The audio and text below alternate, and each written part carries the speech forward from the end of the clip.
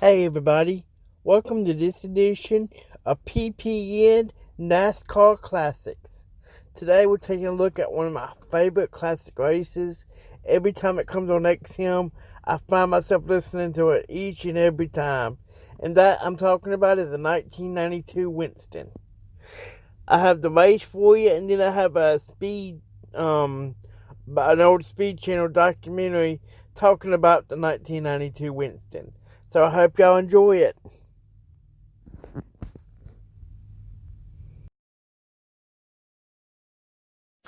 Ernie Irvin will start back in 17th due to clutch troubles during his pit stop. And Kyle Petty had trouble of his own. A 10-second penalty for running over the air hose. There it is. There it goes. He'll start 16th.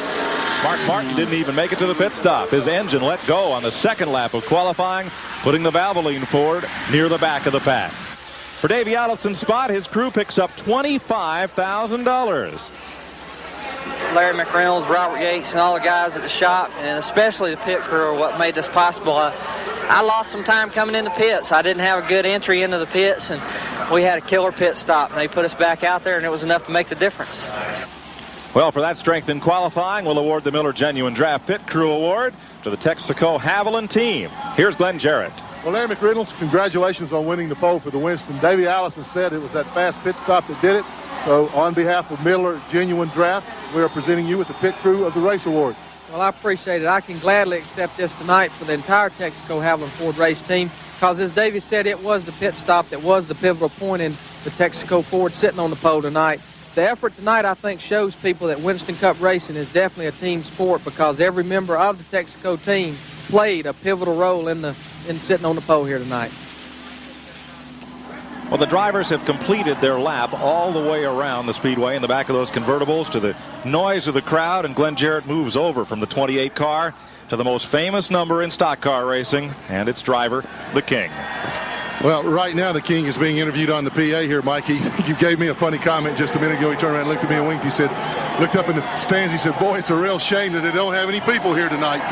What a festivity, huh, Richard? Yeah, it's something else. I've been here all day and all day yesterday and all night last night. And, you know, it's just like a big circus as far as I'm concerned. I'm just happen to be one of the clowns that's in it. Well, you're probably the most recognized clown here. What do you think now about night racing? Everybody had a little bit of, I guess, trepidation, hesitation about it, but it's been fun so far. Man, you know, I used to run dirt tracks with 40 light watt bulbs in each corner. This thing here is lit so good, I don't know how to handle it, but, you know, it looks like everything's working out real good, and, you know, watching the races and stuff, and boys look like it's maneuvering pretty good, so I got to go do my job now. Well, good luck tonight. Mike Joy? Richard Petty climbing aboard the throne of the King here in the Winston. They're getting ready to fire them up. And we'll be back as One Hot Night continues after this.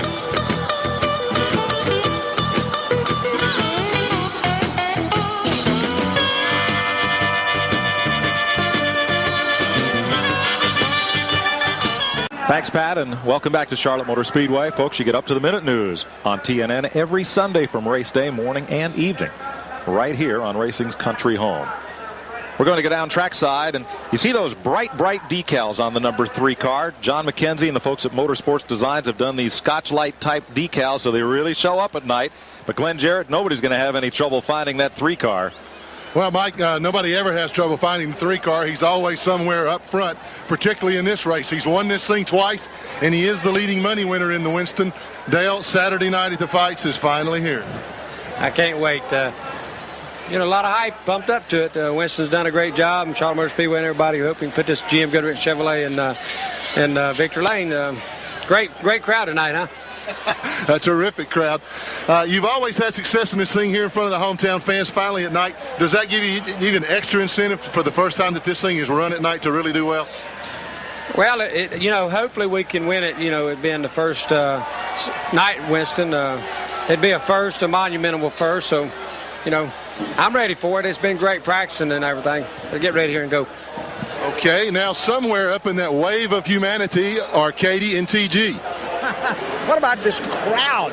Oh, they are unreal. Every one of the race hasn't even started yet, and every one of them are on their feet. They can't get any more. 150,000, you think? Oh, way more than that. There's people all over in the pits, way up in the stands.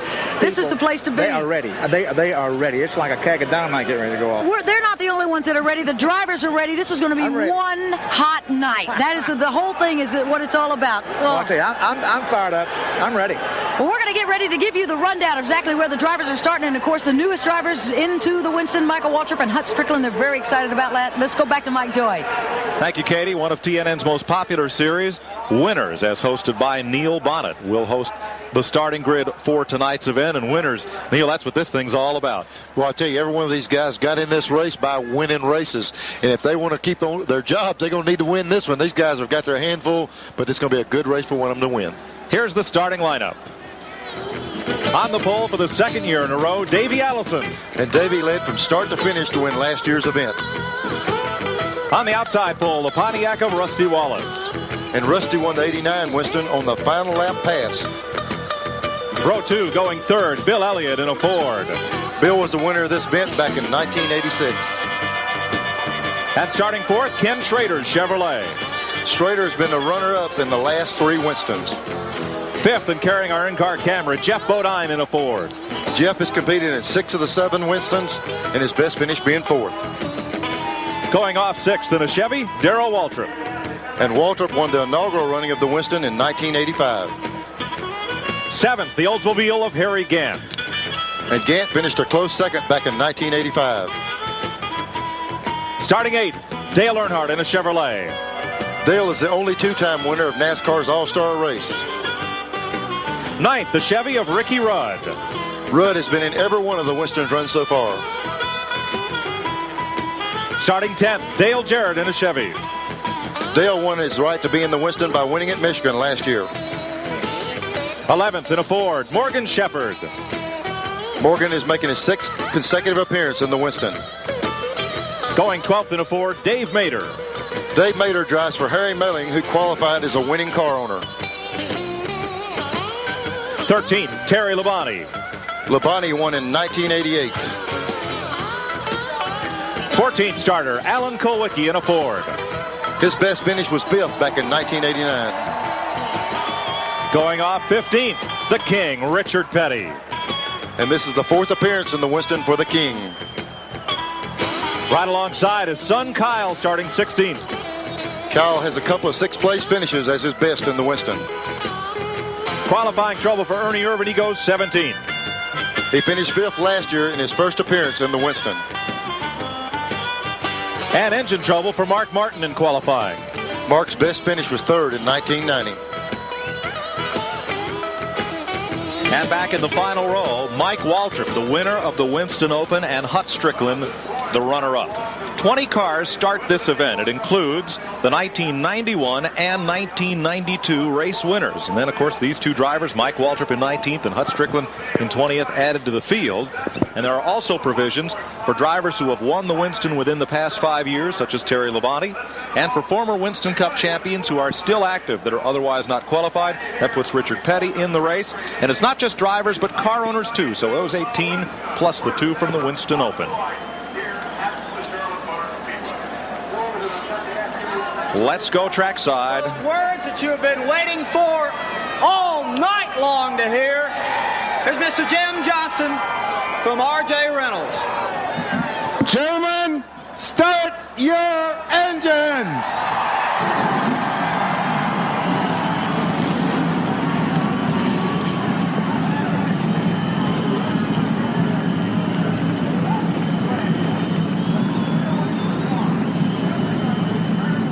There are 29 Winston Cup point races each season. There's the Busch Clash for pole winners, and there's this for bragging rights and a whole lot more. And it's about to get really hot.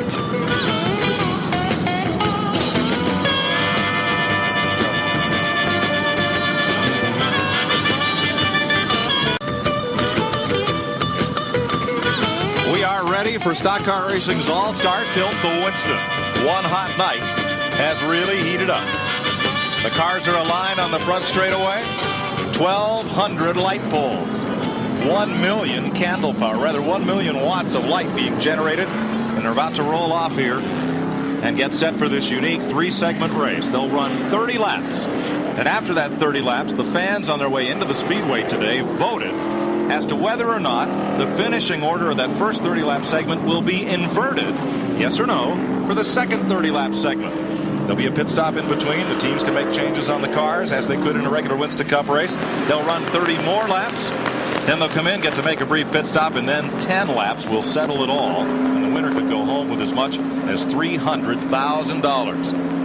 Watching out Rusty Wallace's car at the pace car, and joining us is a little bit warm-looking Buddy Baker. Yeah, well, I had to run over here from the pit area. I'm used to driving. That running will kill me. Well, tell me, you've been here at the Speedway all week and had a chance to run against some of these guys. Who do you like tonight? I wouldn't want to pick anybody. I'll tell you, it's whoever runs the best tonight. That's what it's going to boil down to. The track conditions are perfect. You can see well. It's going to be a great race. Was the track much different tonight than it was in practice this afternoon, or was in practice last night?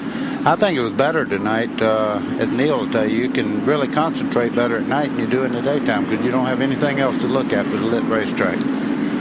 But we're awaiting as these cars come back to the line. They will stop and pose for the annual Winston poster picture under the lights here. That'll be sure to be a collector's item.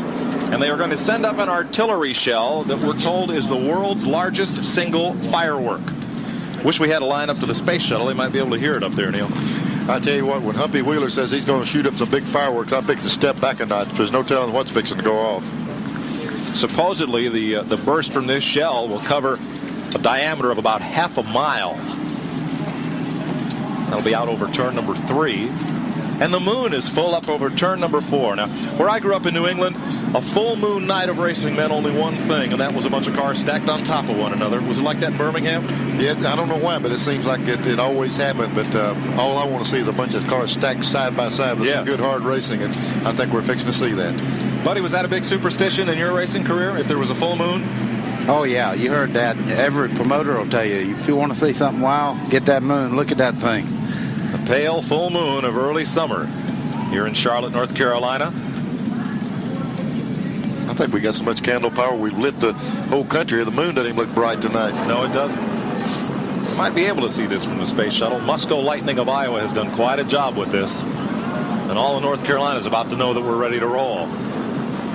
Well, I tell you what, that's hard to believe how many people have gotten in those grandstands. I mean, it's even in the suites, buddy, you know, you go through, usually you can find you a seat to sit in the suites. There's not an empty seat in any of these condos or suites. I got to tell you, that's all I've heard around Charlotte. Anywhere I go, they want to know about the lights. And look at this crowd. I mean, most promoters would give anything to have this on a regular race day. There's the big explosion. An aerial burst as the field rolls off for the start of the Winston. I've talked to folks all week long that have probably never been to Charlotte Motor Speedway, never been to a Winston Cup or even a stock car race of any kind, but they say, this thing under the lights tonight, I want to come see this. I got to tell you, you better get used to this too, because I think all the major speedways are going to have to go to this. Mike, when you start talking about this nighttime racing, I've had people from RJR with Reynolds saying they've got people that work for them that's never been to a race saying, hey, can I get a seat? Can you? If I come down here and they're having to turn some of their big people down in the company, there's no place to put them down here. And so is about everybody that's involved in this sport. Had to do the same because this place is just packed to the rafters. Musco Lighting of Iowa developed this system. They lit Field of Dreams, the movie, the baseball movie starring Kevin Costner. They lit the Super Bowl, the Statue of Liberty rededication ceremony, but they never tackled anything like this. A 1.5-mile super speedway. Buddy, as you know from being out there, trying to light this place so the fans can see like from this angle, and yet still trying to light it so your drivers can see. That's a tall order. It's amazing. In practice the other night, I rode down in the corner, and I mean, there's no reflection, no anything. You just sit there and watch the race. I mean, it's incredible. That's the word for it. But, you know, we mentioned earlier, I'm not so sure it's not better because in the daytime, you've got the sun going in the first turn, and you just have constant lighting all the time now, and the drivers really love it. Ricky Rudd told me it's like a hazy day. You can see very well, a little hazy off in the distance. And I can foresee a day, perhaps some 30 years hence, when Martinsville or North Wilkesboro is the Wrigley Field of auto racing. Perhaps the last track, or only track without, or last track to install a set of lights for night racing. Look at these cars. They look like diamonds. They're just sparkling everywhere. Look at the camera stuff, but you were in the car a while ago when y'all started the first race. That was the first one under the lights, and boy, the cameras were going crazy in the grandstands. And they still are. And they're fixing to go crazy on the racetrack. Well, 20 of the best of Winston Cup racing are set to battle 30 laps. They'll come in and make adjustments, and by vote of the fans, either start straight up the way they finished or turn the field topsy-turvy completely around and put the guy who took the checker first or the yellow first, put him at the back of the pack. Davey Allison won it last year. He is on the pole. Rusty Wallace is outside. They are both carrying in-car cameras for us tonight, as is Jeff Bodine. Bill Elliott and Kenny Schrader in row 2. It's Ford Pontiac, then Ford Chevrolet, then Ford Chevrolet. Then Harry Gant's Oldsmobile and Dale Earnhardt Chevy. Rudd, Jarrett, Shepard, Mader in the Melling car, because winning car owners also qualify for this race. Labonte, Kulwicki, the two Petties, Irvin, and Mark Martin. Then Mike Waltrip and Hut Strickland. Here we go. Here goes the drag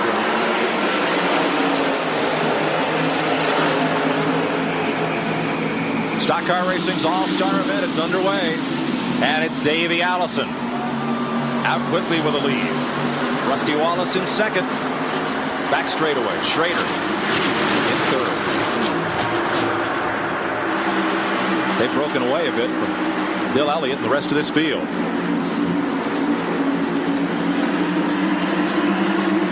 First 5 single file.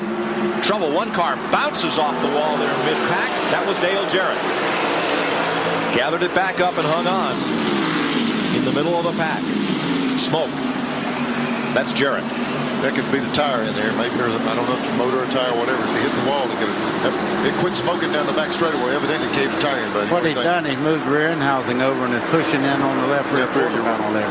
Rear track bar. There we go. See it? That's trouble there. He'll have to stop. Well, the best thing that ever happened to black flagging, because if not, he'll blow a tire and have big problems. They are black flagging the 18 car. Yeah, he's pancaked the whole right side, and it's moved the rear end housing over against the left quarter panel. That's what's happened.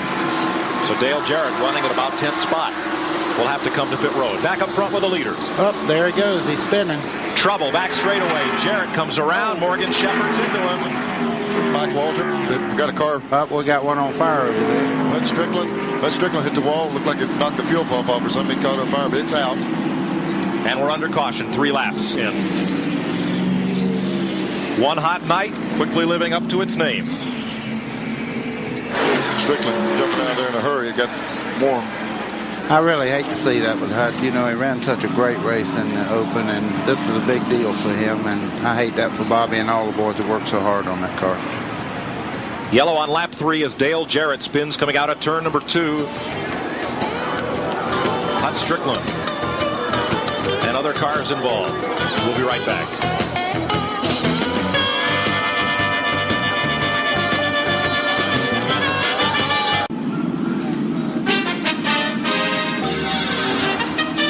TNN Motorsports exclusive live coverage of the Winston is being brought to you by Napa, because there are no unimportant parts. Riding along with Jeff Bodine, Dale Jarrett, Michael Waltrip, and Richard Petty have made pit stops. Morgan Shepherd has gone to the garage as a result of the incident coming out of turn number 2. There's a look at the Jarrett car being worked on, and Hut Strickland is being hauled to the garage area. To preserve as much green flag racing as possible for you tonight during the running of the Winston, we'll take this break and be right back with 5 laps complete in this first segment.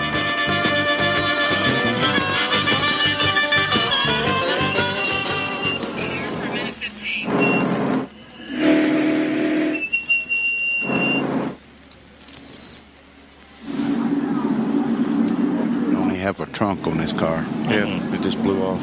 They get him. Somebody hit him in the rear and knocked the quarters down. Okay. What do we got from the pits?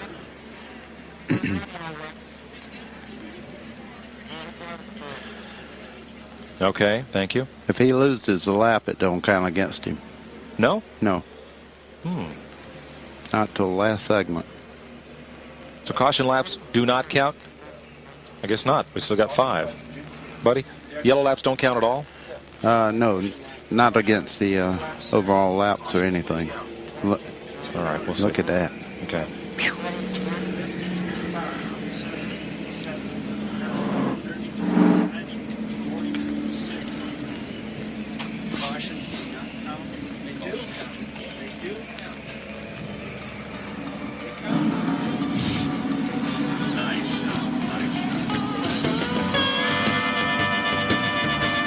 Well, there's the cause of it all.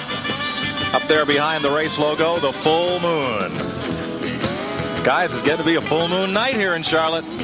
I feel a little extra hair growing on me, don't you? I see fangs on Bonnet over here.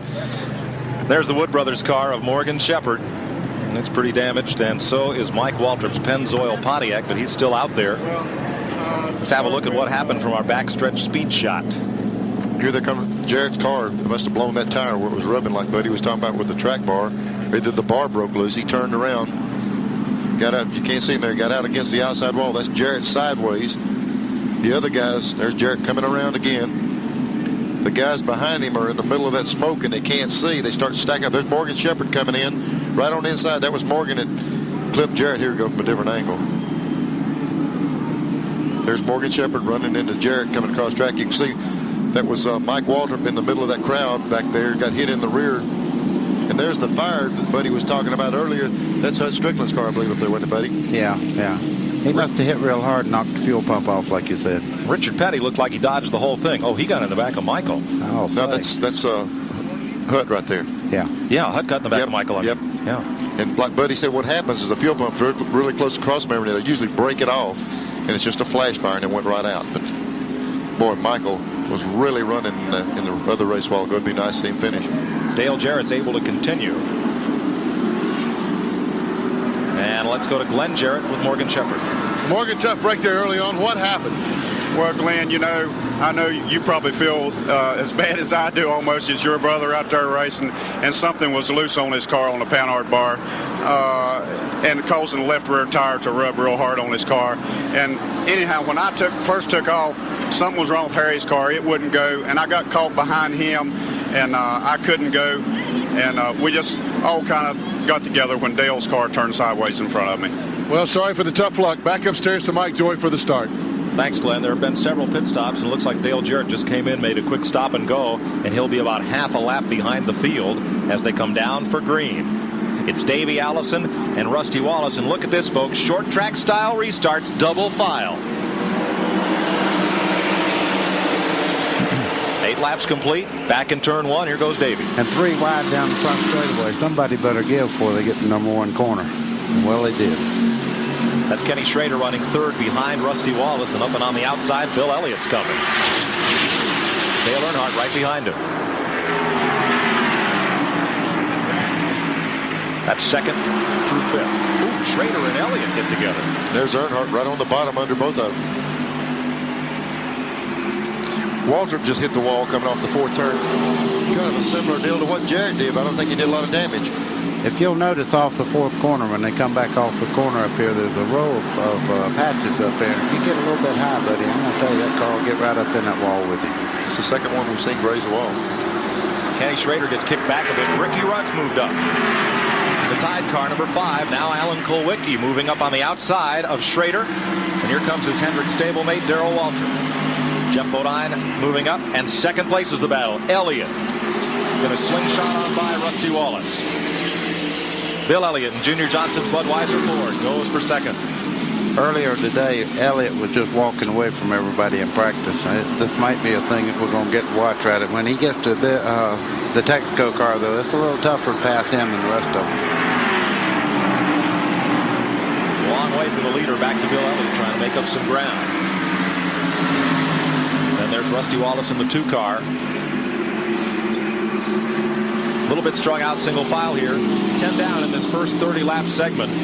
Davey Allison trying to streak out from the field. He's got a 0.7 of a second lead on Bill Elliott. Let me show you the man who's moved up the most. Alan Kulwicki started 14th. He's in 6th place. Hooting along. Hooting along is right. He runs very well at Charlotte. Been on the pole here twice. He and Ricky Rudd have worked their way up through the field. Alan's car the last several months, the last couple of months here, has just been flying everywhere he's been. He's won races, and looks like he's got it working again. The car's always been fast, Neil, but now they've added good, clean, fast pit stops and engine reliability. And he's been right up there. There's Earnhardt in black. Mark Martin, they passed a limping Dale Jarrett. Chasing Rusty Wallace, and then Kulwicki and Schrader. I seen Schrader give Mr. Kulwicki a little hoot just in the middle of the corner down there. I think he wanted him to go on. Well, Kawicki moved past him. You're riding with Jeff Bodine in the Bud Moore Igloo camera, and there's the Ford telemetry showing RPM and speed as he hustles off to turn number 1. A little over 8,100, but that's the maximum. Small amount of brake right there. You notice where the left front on that car is? Right on that white line. If the car's working, that's where you have to run. You see that haziness out the windshield Ricky Rudd spoke of just a bit. He says it looks just like daylight, only it's a little hazy. Do you get that feeling? No, I like it. Look at this. I mean, it couldn't be any clearer. No, you're right. Battle for 9th place. Kyle Petty has come up from the 9th row to run in 8th. Here's the battle for 9th right behind him. Terry Labonte, Ernie Irvan in the Kodak car. Labonte carrying the Sunoco colors. You said something a while ago. What did they decide? Are they going to take the fastest cars and put them in the rear after this first second, or what? Good question. They haven't told anybody. They won't until after this race is over. The fans voted. And T.G. Shepard and Katie Haas will have the vote and the announcement. Now, Ernie Irvan, remember, had trouble in qualifying. He had clutch trouble, and after they completed the pit stop, he couldn't get going. The Kodak car has moved from 17th on the grid to 10th. And Mark Martin has come right with him from 18th up to 11th in the Valvoline Ford. You're watching 4th place Dale Earnhardt and Ricky Rudd chasing him down. And there's the king, Richard Petty.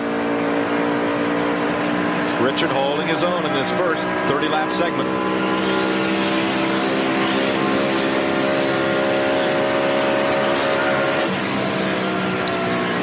And you're with Jeff Bodine once more.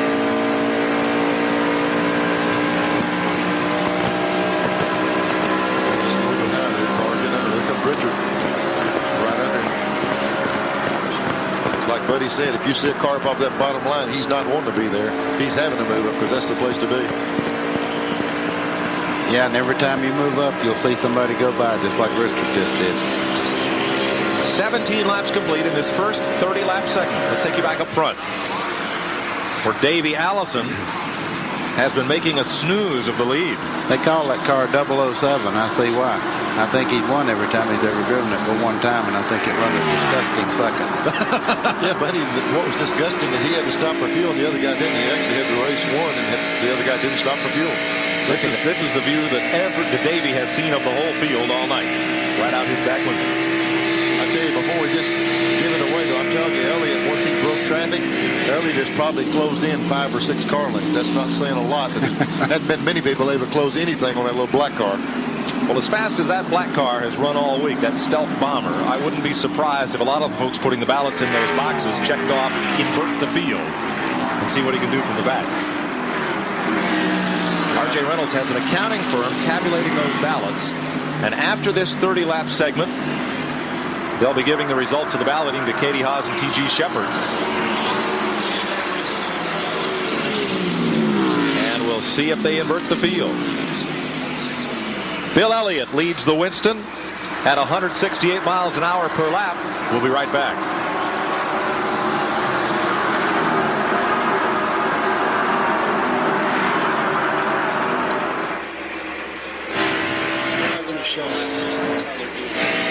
Okay.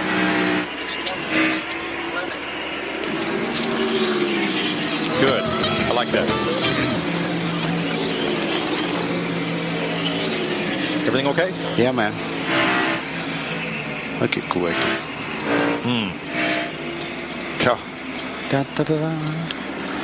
That's pretty impressive there. Yeah. I suppose we ought to give Daddy a nod, since that is Humpy's pick at the press conference. You know, he might be. Think so? What, inverted? Hey. Oh, you mean he's got this problem with his leg? No. I'll let you know in a minute. I think Ricky's got a cramp in his leg. Hey. Yeah. Right. Okay.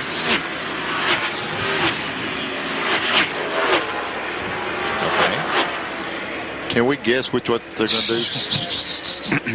Us and everybody. Greg, we're going to need you back a bit, because we just can't see the fourth corner and see cars. A lot of times I can't see who's who on a monitor, and we need to be able to see. Thanks.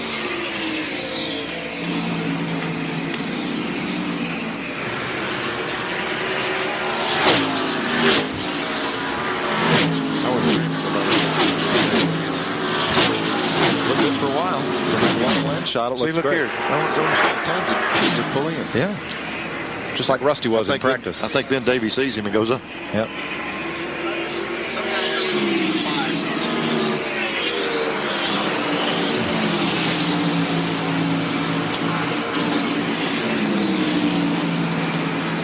Davey Allison at 23 of 30 laps leads by 0.8 of a second. Bill Elliott has been unable to run him down.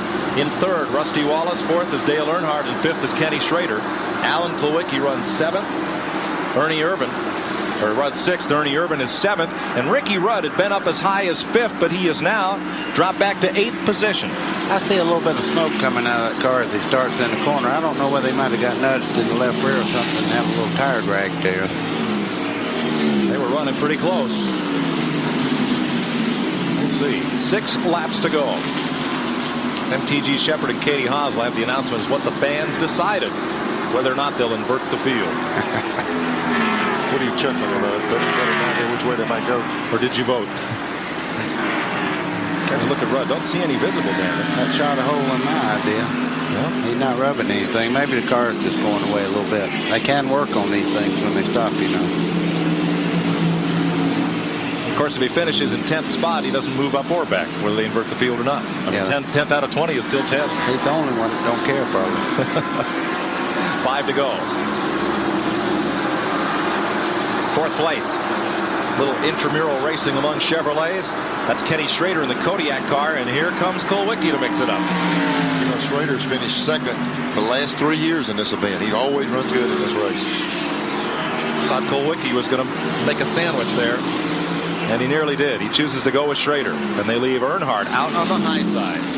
I got to tell you, those 4 cars there, that's battlers in every one of them. Here comes Irvin under Earnhardt. Take no prisoners. As soon as the guy moves over, just shove him on over here. Ernie Irvin has come from the 9th row up there to 6th place. Yeah, that pit stop on their qualifying lap last night really hurt them. And the cars had a lot of strength. They just couldn't use it. 3 laps to go. Davey Allison is not exactly checked out. Bill Elliott starting to reel him in, but it's no contest preferred. So we're back with this battle for 4th place. Schrader, Kulwicki. Alan Kulwicki said in the press conference the other day when track promoter Humpy Wheeler picked him as the Winston winner. Humpy's been right the last 3 years in a row. He says, I don't think anybody will sandbag in that first 30 laps. Turn the field upside down, inside out, it doesn't matter. We're all racers, and we're all going for the front if we can get there. I tell you what, Mike, unique things fixing to happen. David's coming up on Michael Waltrip, who damaged his car. His car's real good. If he doesn't lap him before this segment, then Michael will have 10 minutes in the pits to work on that car, and he would start on the pole. So it's real critical that Davey doesn't come up on him and catch him right here at the end. 2 to go. 1 to go. White flag. Mike Waltrip, if he can hold him off, will have an opportunity to. He's not going to be able to. Davey's going right on around him. Here, 12th place, Sterling Marlin and Harry Gant. Or excuse me, Terry Labonte and Harry Gant battle. Sterling was in that car for so long, I couldn't get him out of it. Yep. Terry Labonte. Here's the Davey Allison, last lap. See what kind of margin he can put on Bill Elliott here. As Davey Allison coasts to a wire-to-wire win in the first segment of the Winston. He'll pick up some cash for this, and we'll get ready for round 2. Checkered flag, 30 laps down. Allison, Elliott, Rusty Wallace in 3rd, Schrader in 4th, and Irvin nips Alan Kulwicki at the line for 5th. Then Rudd, Earnhardt, Darrell Waltrip, and Mark Martin. Well, 30 laps down, and gentlemen, no surprises. There's one surprise. Davey did all of his obtaining the lead in the first 5 or 6 laps of that race, and then he held his own. I think from there on they were virtually the same. Ernie Irvin was probably the fastest car on the field at that particular time when they had the checker then. Irvin and Mark Martin moved up well from the back of the pack, and so did Alan Kulwicki. He's strong. That's a nice view Davey has right there. That's all he's had all night long. But it's the only car that's been in front of him. Davey picks up $50,000 for winning the first 30-lap segment, added to the $50,000 that he won for the pole. Second place, Bill Elliott gets $15,000, and Rusty Wallace gets $7,500 for 3rd. Those are the only positions that pay any money in this first 30 laps. They'll come to pit road and be able to make repairs for this break. I tell you, the suspense is killing me. What are they going to do, Neil? Everybody else guesses. Why can't we have a guess? Straight up. I would almost think they would invert them, buddy. I would hope so. I think they will. I used to go to a lot of those Saturday night short track races, and they'd always handicap the fast guys and make them start in the back, and I think that'll be fun. I'd like to see them inverted. Davey Allison in the pits. Okay, the boy can run in the right front telling Davey to turn the steering wheel. That's a heat gauge. They're checking the tire temperatures to see if the car's handling or not. Go ahead, buddy. What would you do to this car? You're right. Wax it? I think this guy's got the best idea. He's wiping the windshield off. Yep. I'd wipe the windshield off, give him maybe, I don't even know if they're going to do anything with the tires. They're sticking them right now. Checking tire temperatures and running some cool air through that radiator. And we're about to go trackside when everyone at Charlotte Motor Speedway will join us for the announcement of what the fans in the grandstand decided, because the Winston folks are adamant that this be the fans' race. Yeah, the drivers get the money, the pride, and the prestige, but they do this for the fans, and that's why the double file restarts, and that's why the fans get to vote. Let's go to T.G. Shepard and Katie Haas. We are down here right in the grass in the area in front of the grandstands, and now we are going to make the announcement of whether or not they are going to invert the cars. This was a fan-voted thing. This was the first time that's ever been done. First time that they have been involved in a race to make a decision. That's right. So we're going to tell you the decision now. A lot of people were taking guesses and taking shots at what the fans would vote on. Did you take a shot at it? Yeah, I did. Well, we better not say. We better not say. All right, in my hand, I have with me how many people voted to keep the cars as they are at this finish. This is a large number. The number of fans who voted to keep the cars as they finished, 4,609. I've got a bigger number to invert, 8,075. The cars invert. The cars invert. According to the fans, then, they will be inverted. By a 2-1 margin. That's your choice out there. The fans have voted to invert the cars.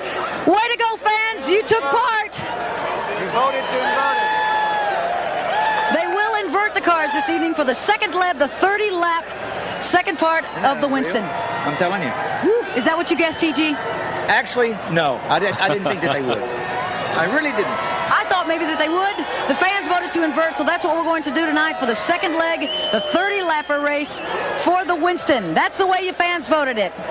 All right, Mike, are you surprised by the decision? Well, I'm not, and I don't even think Davey Allison is surprised, but I think we're kind of happy because we're going to see a battle as these fast cars try to work their way to the front. We'll be back with the second leg of the Winston.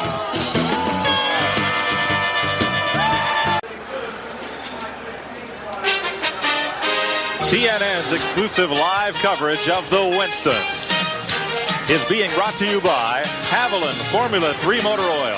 Add more life to your car. As the full moon beams down on Charlotte Motor Speedway and 1,000,000 watts of light show us there are 35 seconds before they fire them up for the next 30-lap segment in the running of the Winston. Mike, this is the way it's supposed to be on Saturday night racing. You take your fast guys, you put them in the rear, and you make them earn their money. That's the way it's always been all over the country on little half-mile, quarter-mile racetrack. Put your fast cars in the rear, give the fans a show, and this should be a great show, buddy. Let's remind folks at home, you may be watching your first Saturday night stock car race tonight, but the Winston Racing Series of NASCAR has great events every Saturday night at short tracks all around the country, and there's probably one near you. So next Saturday night, instead of sitting home watching TV, oops, should I say that? Instead of sitting home, well, I said it. Go to your local short track and see some good, hard-nosed heads-up racing all summer long. Well, they've given the command to start engines. There's Jeff Bodine. Bodine did not run too well in the first 10-lap segment of February's Busch Clash, but then he started up front and won the deciding 10-lap segment. Now he's starting on the pole in this one in the Bud Moore Ford. He's got a crafty old man calling shots in the pits there. I guarantee you, it's not by chance that happened that he's on the pole. I look for him to walk away with the second segment. Bud Moore loves to play poker. But I would like to see Richard Petty get the jump on him and lead one lap. This place would come down. You think that firework was big? Yeah. Richard Petty gets to lead this thing. I'm not sure that this thing could turn into one of those soccer routes if Petty ever takes the lead. I've always seen those stands fall over there. We don't need it over here. Petty gets in the lead. I don't know if the structure can take it. Well, this second 30-lap segment will also pay $50,000 to the winner, $15,000 for second, and $7,500 for third. Here's the way to line up. Jeff Bodine is on the pole. Driving Bud Moore's Motorcraft Ford with our Igloo in-car camera. Dave Mader the third in Harry Melling's Ford, the Max Race car. Then Richard Petty in the SDP Pontiac. Terry Labonte in the Sunoco Chevrolet. Harry Gant in the Skoal Oldsmobile. Kyle Petty in the Mellow Yellow Pontiac. Mark Martin in the Valvoline Ford. And eighth, Darrell Waltrip, the Western Auto Chevrolet. Then, ninth, Dale Earnhardt in the Goodwrench Chevy. And 10th, Ricky Rudd in the Tide Chevrolet. 11th is Alan Kulwicki's Hooters Ford. Ernie Irvin's Kodak Chevrolet. Kenny Schrader, the Kodiak Chevy. Rusty Wallace, the Miller Genuine Draft Pontiac. Bill Elliott, the Budweiser Ford. Davey Allison, the Texaco Haviland Ford. Then, one lap down, Michael Waltrip, the Pennzoil Pontiac. And Mark Martin has transmission trouble. He has no forward gears, and thus, boy, is it a full moon night or what? I tell you what, though, he's pretty smart. You see what he's doing. He's not just sitting there waiting on the record to get there. If he can get back in here and get that thing fixed, he can go right on racing. He hasn't lost a thing. He goes right back in the spot even. That's right, buddy, because they do not count the cautions, and depends on how good a reverse gear he's got in that thing. Well, from the exciting to the strange. One full moon night here. See if that crew can get him in forward gear. What they can do at the worst, buddy, probably, he said they'll probably jump over there and just put it in fourth gear if they have to, if they can possibly do it by hand. Any gear is better than what he's got right now. Yeah, that's not real aerodynamic going in that direction, I promise you. No. Mark Martin has had a tough weekend. They lost two engines, one in their qualifying attempt, had to start this race back in 18th position, and now they're going underneath to look at the shift linkage and try to get him some forward gear. And there they are in Mike Walter's pit with Mike's jack stands and stuff, and they got, there they go. They got it fixed. Okay. One lap to go. We'll go green. Caution lap. It's not counting. No, they didn't get it fixed. They let it down, and Mark couldn't get the car to move. So they're going to have to try it again. Now they're probably going to go through that procedure and put it in just strictly fourth gear. There's a guy up under the car. That's when I like to see them get those jack stands out there when they're working on them. There they go. Tony Glover coming over to help out from the Kodak crew. That's one thing about Winston Cup racing. Do you think you'd ever see that in any other major sport where a guy that's got a race against him come over and try to help? He's hung in two gears right now. He's they manually put it probably in high gear, but it's still hung in the other gear it was in. So now he's locked up in two gears. Remember, Wally Dallenbach's crew is the man climbing underneath. Of course, that's also a Jack Roush car. So from the front, from the penthouse to the outhouse, Davey Allison goes to the back of the field. But boy, does that little outhouse he got run. Does it ever. Jeff Bodine up front. They'll be looking for green this time around, and they'll leave Mark Martin's car on pit road, still trying to get in gear. In the garage area, Morgan Shepherd and Hut Strickland as a result of the lap 3 crash in the first 30-lap segment. Now this is the one that's going to be the race. The first segment just set it up. This should be the race right here.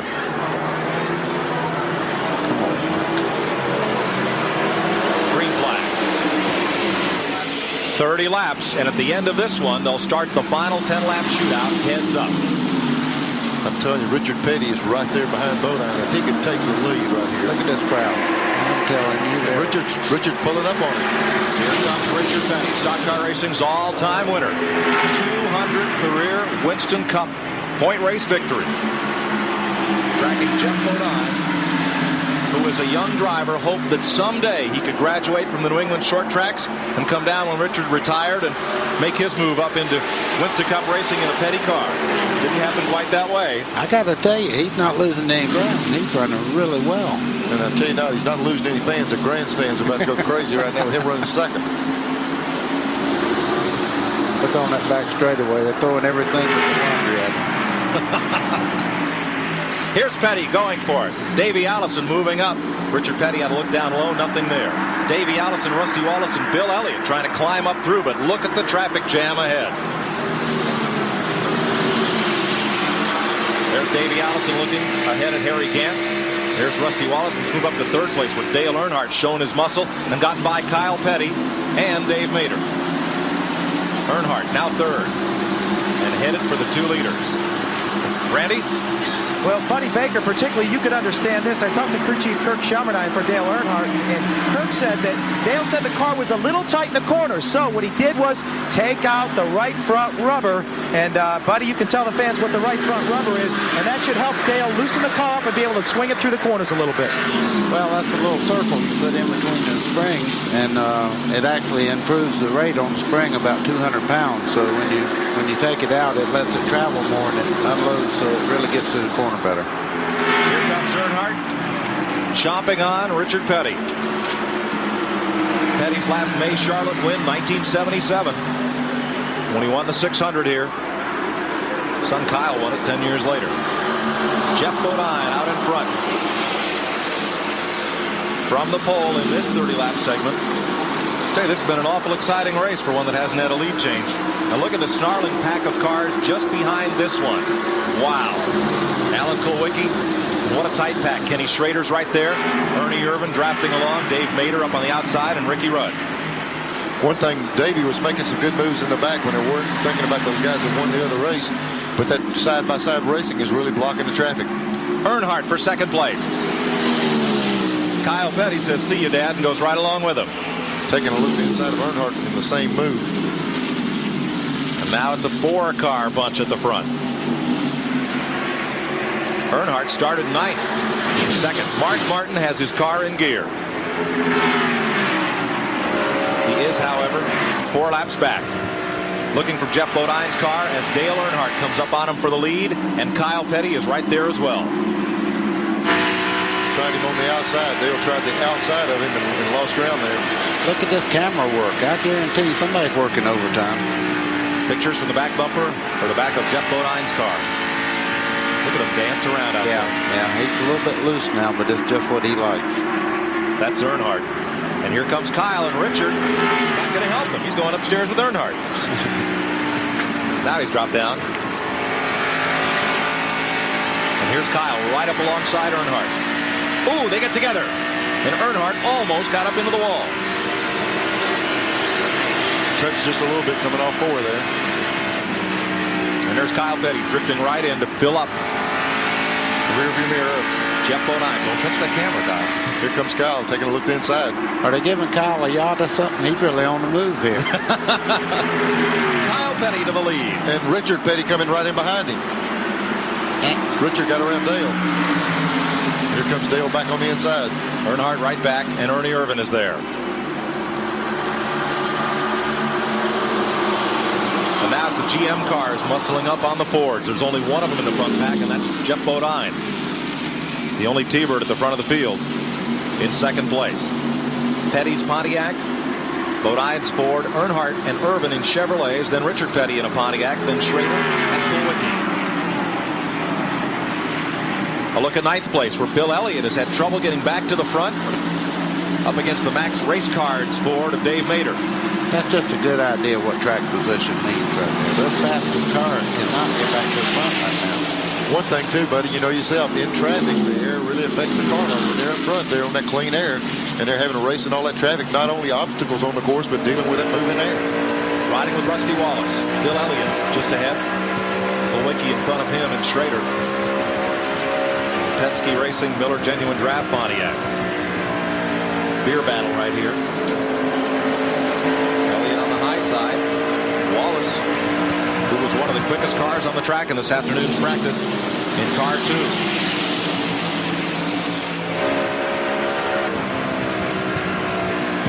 First to second now, half a second. As Kyle Petty steps out ahead of Dale Earnhardt.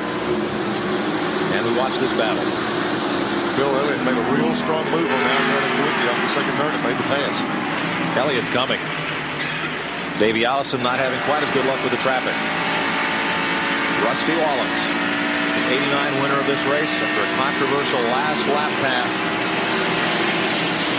Looking to the outside just a bit on Alan Kulwicki. You know what? That makes you want to put on the brakes right there. That's so real. Looking fuel pressure and all hopping there on the right gauge. There's Elliott moving up to the outside. Going around Richard. And looking at Kenny Schrader. Wallace battling Ricky Rudd, and Davey Allison biding his time. We're 11 laps down, make it 12 now from 30 laps. 12 complete. Earnhardt and Irvin. Second and third place. 18 laps to go in this segment. Plenty of time. You're in our second position. Ernie down inside of Dale down the back straightaway. Boy, is that not a neat shot in the lights on the bright colors of all these cars? Dale didn't think so. Irvin looks like he's tied to a string. I'll tell you, that car is flying. Now first to second, 1.5 seconds from Kyle Petty back to Ernie Irvin. Richard Petty still holding his own in 8th place. Second and third here. There is no more inverting or anything else. Let's start the next segment the way they are now. That's right. Davey Allison trying to move his way up through traffic. That's Rusty Wallace and Richard Petty ahead. Ricky Rudd just to the right side. He's on the inside of Ricky Rudd. He's been there several times. He just hasn't been able to clear Ricky, get down in the corner. And I don't see Ricky on the right side of the shot. He might have cleared him this time. 10th place for Davey Allison. Look at those cars dance right on the edge of control. Look at that thing accelerate, Neil. Yeah, jump right up there, right by Rusty Wallace, and now he's got these other two directly in front of him. Richard Petty just ahead. It was 85 degrees mid-afternoon. It's now dropped to 67 out there. And that means horsepower. When the temperature starts coming down, these cars get stronger and stronger. The racing should get stronger. Richard Petty and Alan Kulwicki battle side by side. Wallace and Davey Allison just have to bide their time. Here comes old EW. I tell you what, Davey Allison almost spun that car out this thing. Looked like he got a little loose. Yeah, sure did, buddy. And, it might be like we were talking about earlier. By itself, the car's good. In traffic, it's really giving him a little bit of a handful. And Darrell Waltrip was right up there with him. Look at Rusty Wallace saw the wheel. Down in the left corner of the screen. See him work the wheel as he tracks down Alan Kulwicki and Richard Petty. There's Davey Allison. View from his in-car camera. He's underneath Ricky Rudd now. And drops it low in the corner. That's where he's had that trouble. When he gets in there low like that, the car seems to get just a little bit loose on him. Folks, if you want to know where a Ford's strong, it just showed me there. Center of the corner of the straightaway is where the Ford really picks up on its own motor's car. A lot of acceleration. But Ricky Rudd is still exactly alongside Davey Allison. And he's not giving an inch. Well, once you see, when you're in a race car and you see that guy have a little bit of a problem, you don't say, excuse me, you try to create more problem for him. So if you see he can't run on the inside, you try to just keep dishing it out. See, he drove Earnhardt's car one day this week, and you hear his philosophy now? No, that's always been the way. Kyle Petty leads this second segment of the Winston. It's just past halfway. 13 laps to go, and they'll drop the checker once more and prepare for the shootout.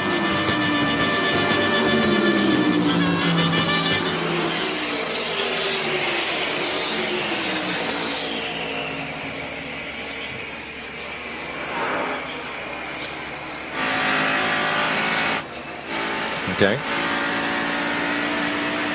Yeah. Gary, I like second place, and I like about 6th place where that 4-car pack is that includes Rusty. Right, 5-car pack with Davey. Thank you. Ooh. Boy, that's tight. That's going to get nasty here. Yeah. I think we can forget second place because those guys are going to ride and just try to chase him down. You bet. I love that one.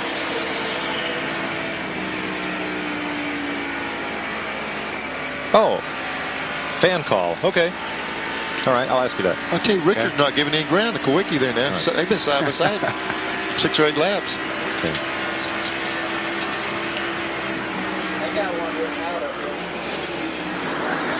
I'll do it. We haven't had any of those, have we? Okay. No problem. We'll make up a couple. Nobody's watching.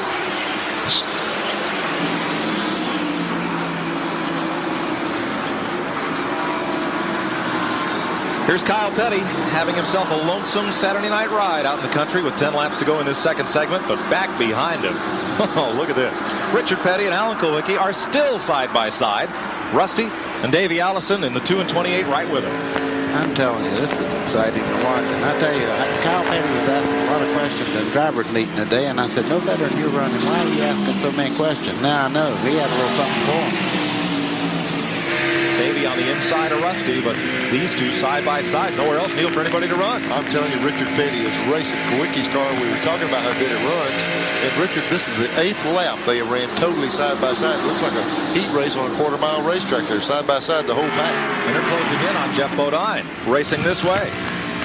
Buddy, Chad from Traverse City called in on our 800 number, wanted to know if having an in-car microphone was a distraction for you. Not at all. I don't even have to take my hands off the wheel, mash a button or anything. You guys really did your homework. I could just talk and it come right over the network, and I like it in there. Well, we'll try it again sometime, I hope. What a battle. And Davey Allison and Rusty Wallace must be frustrated. I'm not sure these two cars are holding them up, but they've got no place to go. I got to tell you something else. It's hard to run underneath the car like that and not get sideways. Richard Petty's car is really handling well. Richard Petty's been at this for nearly 30 years. Look at him run.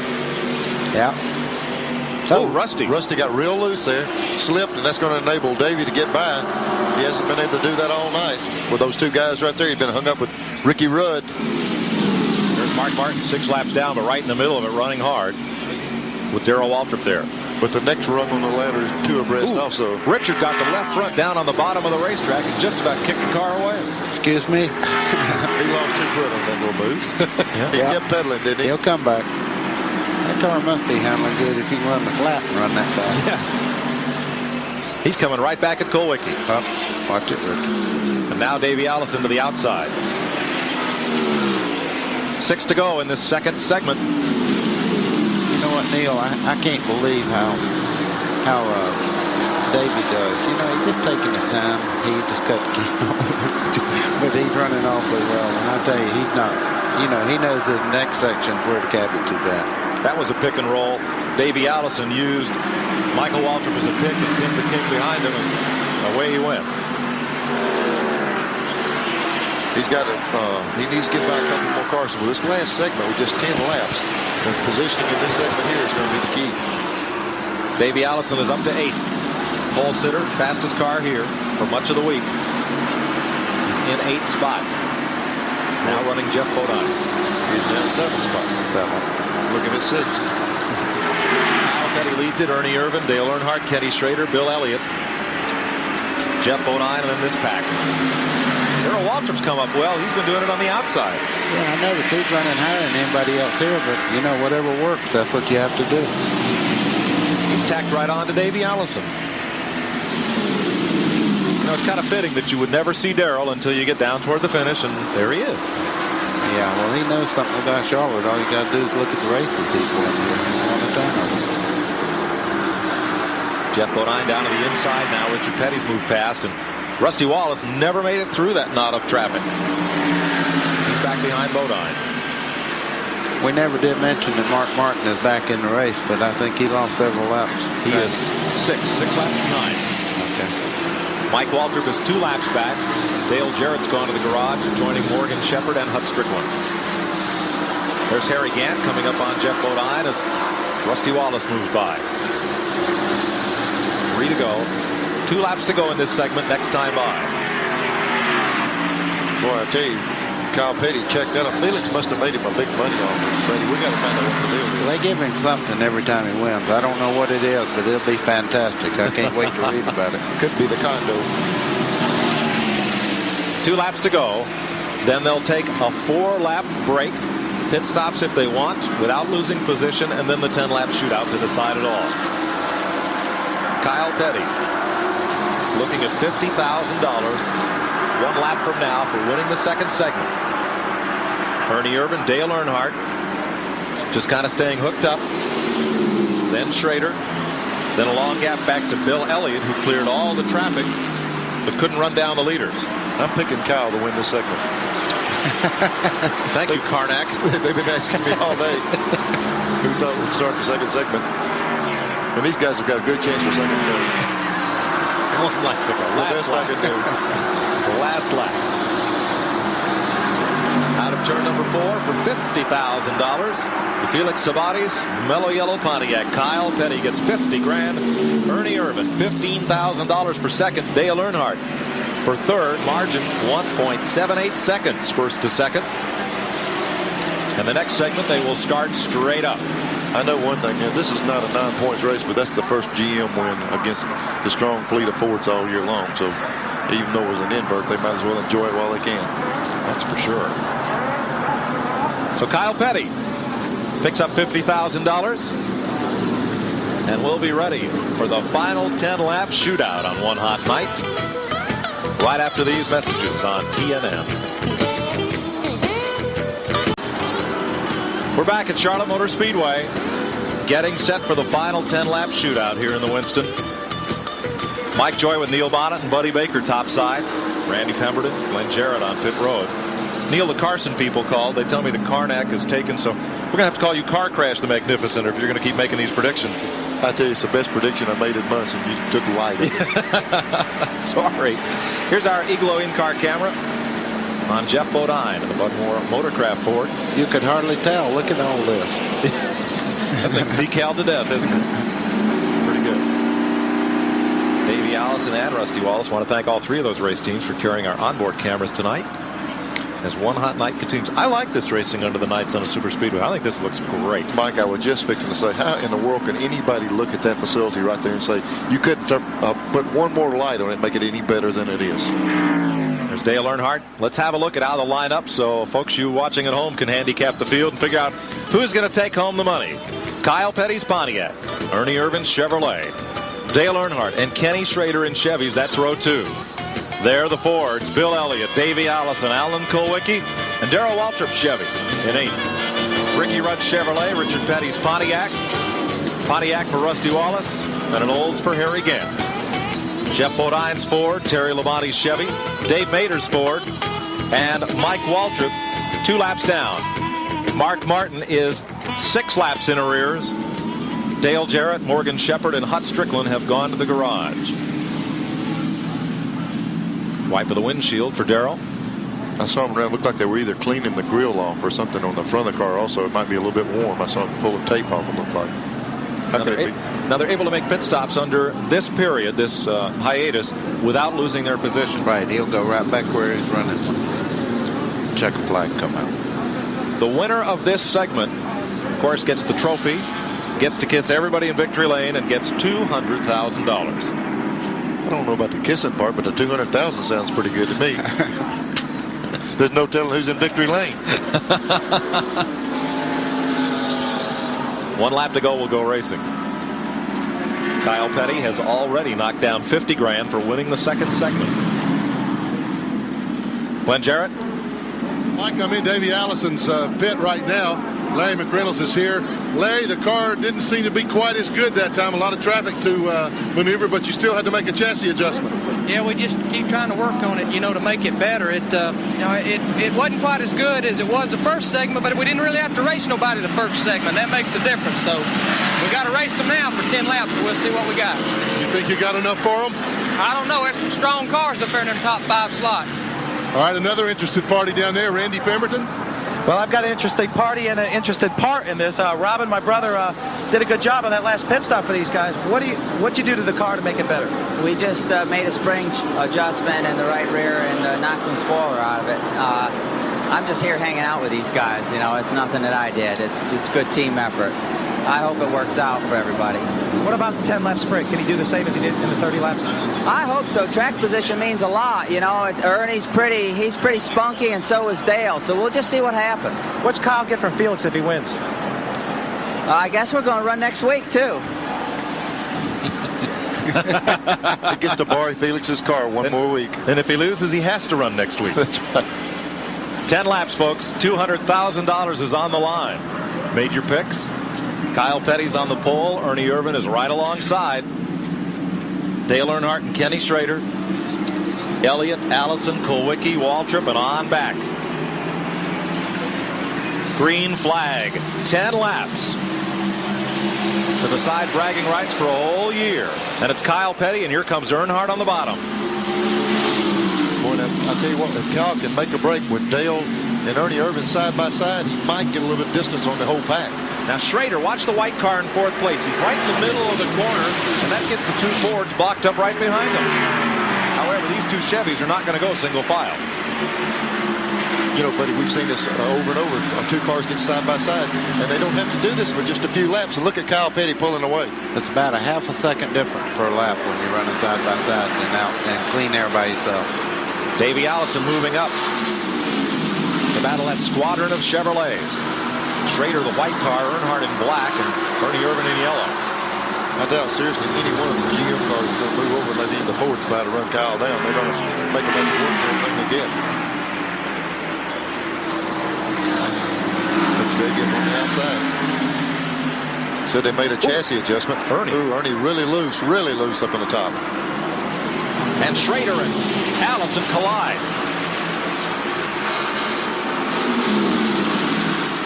Hold your breath, folks, for about 8 more laps. Yeah, and I tell you who's holding his breath is Kyle Petty. He is checking out while they're doing this 3 abreast. Let's count 3 across. Let's try 4 of them. There's one trying to get in the middle there. Davey, I'm going to look at this. Davey just couldn't wait any longer. He had to go for the bottom of the racetrack, and boom, goodbye.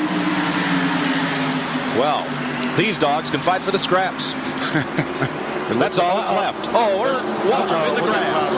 Oh, this one's not going to straighten out. Yeah, it did. Yeah, he is. He's been there before. I'm telling you what. He's gone. Whoa. Darrell? Whoa. He missed Elmo. What a piece of driving. Missed the pace car. They're not going to put the caution flag out. Oh, that's what Kyle Petty is solid. Don't. There it comes. There it comes. They put the caution flag out. That's going to put it back on Kyle. And Kyle Petty had checked out by about 1.2 seconds. Look at this battle back to the flag. Out of turn 4, they're all stacked up. Way behind Kyle Petty. Wow. 6 laps to go. I'll tell you what, that caution right there is a big factor because Kyle would have been tough to run down. We're under caution and we'll be right back. This thing is far from over, folks. Don't you dare move.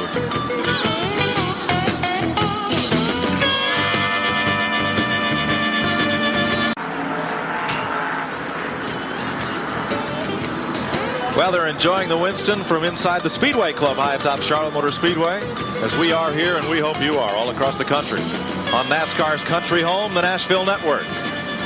Out in the grandstand, they're having a great time. Down on pit road, they're all holding their breath. And they will for 7 more laps. Now, during this caution period, Ernie Irvan, Richard Petty, Harry Gant, Jeff Bodine, and Darrell Waltrip all came in and made pit stops. Well, you talk about a critical restart. And when they redo this thing for $200 grand, there's going to be some shifting gears and winding some motors up. Let's remind you that Kyle Petty was ahead of Dale Earnhardt by 1.1 seconds before that caution flag. And the light is still on the safety car. We'll get 1 more lap. Glenn Jarrett? Well, Mike, they're a little nervous, a little concerned down here in Davey Allison's pit still. They made that chassis adjustment to try to get the car back to normal. Davey says the car still has just a little bit of a push, but it's not bad enough to bring it in and give up that all-important track position with only 7 laps left. They don't know whether he can do it or not. Davey seems to think that he can. Darrell Waltrip's car is okay after that spin. Twirl down through the grass, and we're getting set to go restart. And here we go again, folks. Double file restarts. Saturday night short track style.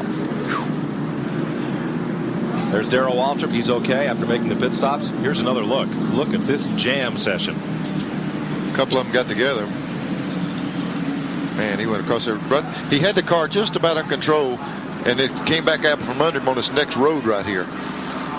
Took a big bounce here. Yep. Really kicked him around. Got him. Yep. You think Elmo was holding his breath? Elmo Langley, the pace car driver? He's just to the left of Darrell there. Just barely. Elmo's been closer than that before. He'll get in there and mix it up with you too in his day, wouldn't he, buddy? I guarantee you. I can't believe he shot. Look at all the gauges, man. I tell you, it's a nightmare. I'm telling you, I'm not so sure it's better than day racing. It's so much better than just the clarity on everything we have. Remind you earlier tonight, one of our 800 numbered calls, Robbie Faggart won the Winston 100 for Sportsman Cars over Dennis Setzer and Freddie Query, Mark Cox and Peter Gibbons. Mike Waltrip and Hut Strickland transferred into this race by finishing 1-2 in the Winston Open ahead of Greg Sachs, Dick Trickle, and Jimmy Hensley. getting set for green. This is an engine builder's nightmare. You're fixing to see some RPMs on shifting gears. They'll twist these motors out of the frame with just a few laps to go to try to get a good start. Looking for green. Kyle Petty inside, Dale Earnhardt outside, and Davey Allison restarting third. We're back to green. 7 laps to go.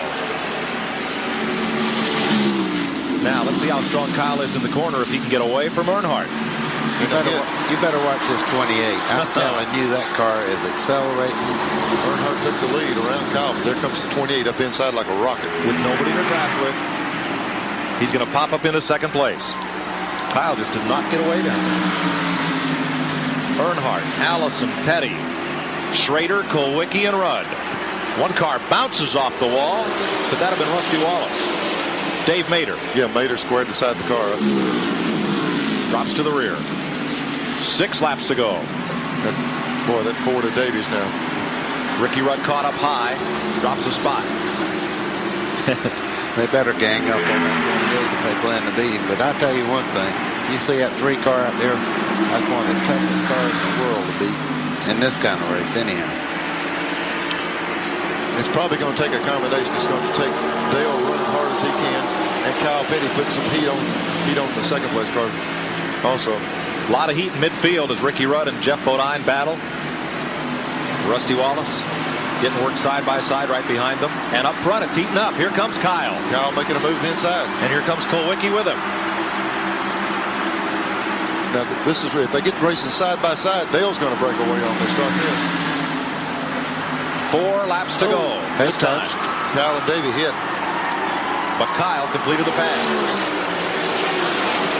And Davies dropped back about 3 car lengths. Kulwicki's going to make a run on him. Kulwicki and Schrader side by side now. That's 4th place. Davies got a lot of push in this car. He's on the bottom. He's using a lot of brake to hold it down here, but he just cannot go in the center part of the car. There's Alan Kulwicki running Kenny Schrader hard. That's for 4th place. Chevy versus Ford. Chevy, Pontiac, Ford, Chevy, and Ford. 3 laps to go. I'll tell you what, Kyle's pulling up on Dale. His car works well on the bottom of the racetrack. You know yourself, catching him one thing, passing him another. It's the name of the game. Nobody has won this race more than once except Dale Earnhardt, 87 and 90. Kyle's car right here on the bottom. We got a picture right here with Kulwicki racing side by side, but Kyle was able to gain the 3 and 4 on Dale. Great side-by-side battle for Ford. Kulwicki and Schrader. 2 to go. Bill Elliott pulling up right with them. And up front, Earnhardt and Kyle Petty are separated now by only 2 car lengths. Wow. Davey Allison shuffled back a bit, but he's gaining. This is only right. Saturday night racing. Yeah. And I'm telling you, it's going to come down to the last lap. You stretch this field like a big rubber band, and it's got to snap back together again, and that's just what it's doing. White flag, 1 lap to go. He's going to get a shot at him. Kyle Petty is there. He is just a car length back of Earnhardt. Davey Allison coming up, but I don't think will be a factor. Kyle just hauls it off the corner. He's got the inside. He's up to Earnhardt's bumper. Earnhardt takes it. They're on the racing service down on the flat part of the racetrack. And it's Kyle Petty. Kyle Petty coming to the checkered flag. Here comes Davey Allison to the bottom. It'll be the finish everybody was waiting for. They crashed past the finish line. They have crashed into turn number 1. And Davey Allison is in a shower of sparks. He won the race, but he sure paid the price for it. What a finish, Mike. I'm telling you. The lead swapped 3 times on the last quarter mile of the racetrack. Unbelievable. Unbelievable. Talk about one hot night. Oh, we got to look at this again. And we'll be back to do it right after these messages. Did this live up to its billing or what? Wow. Don't leave.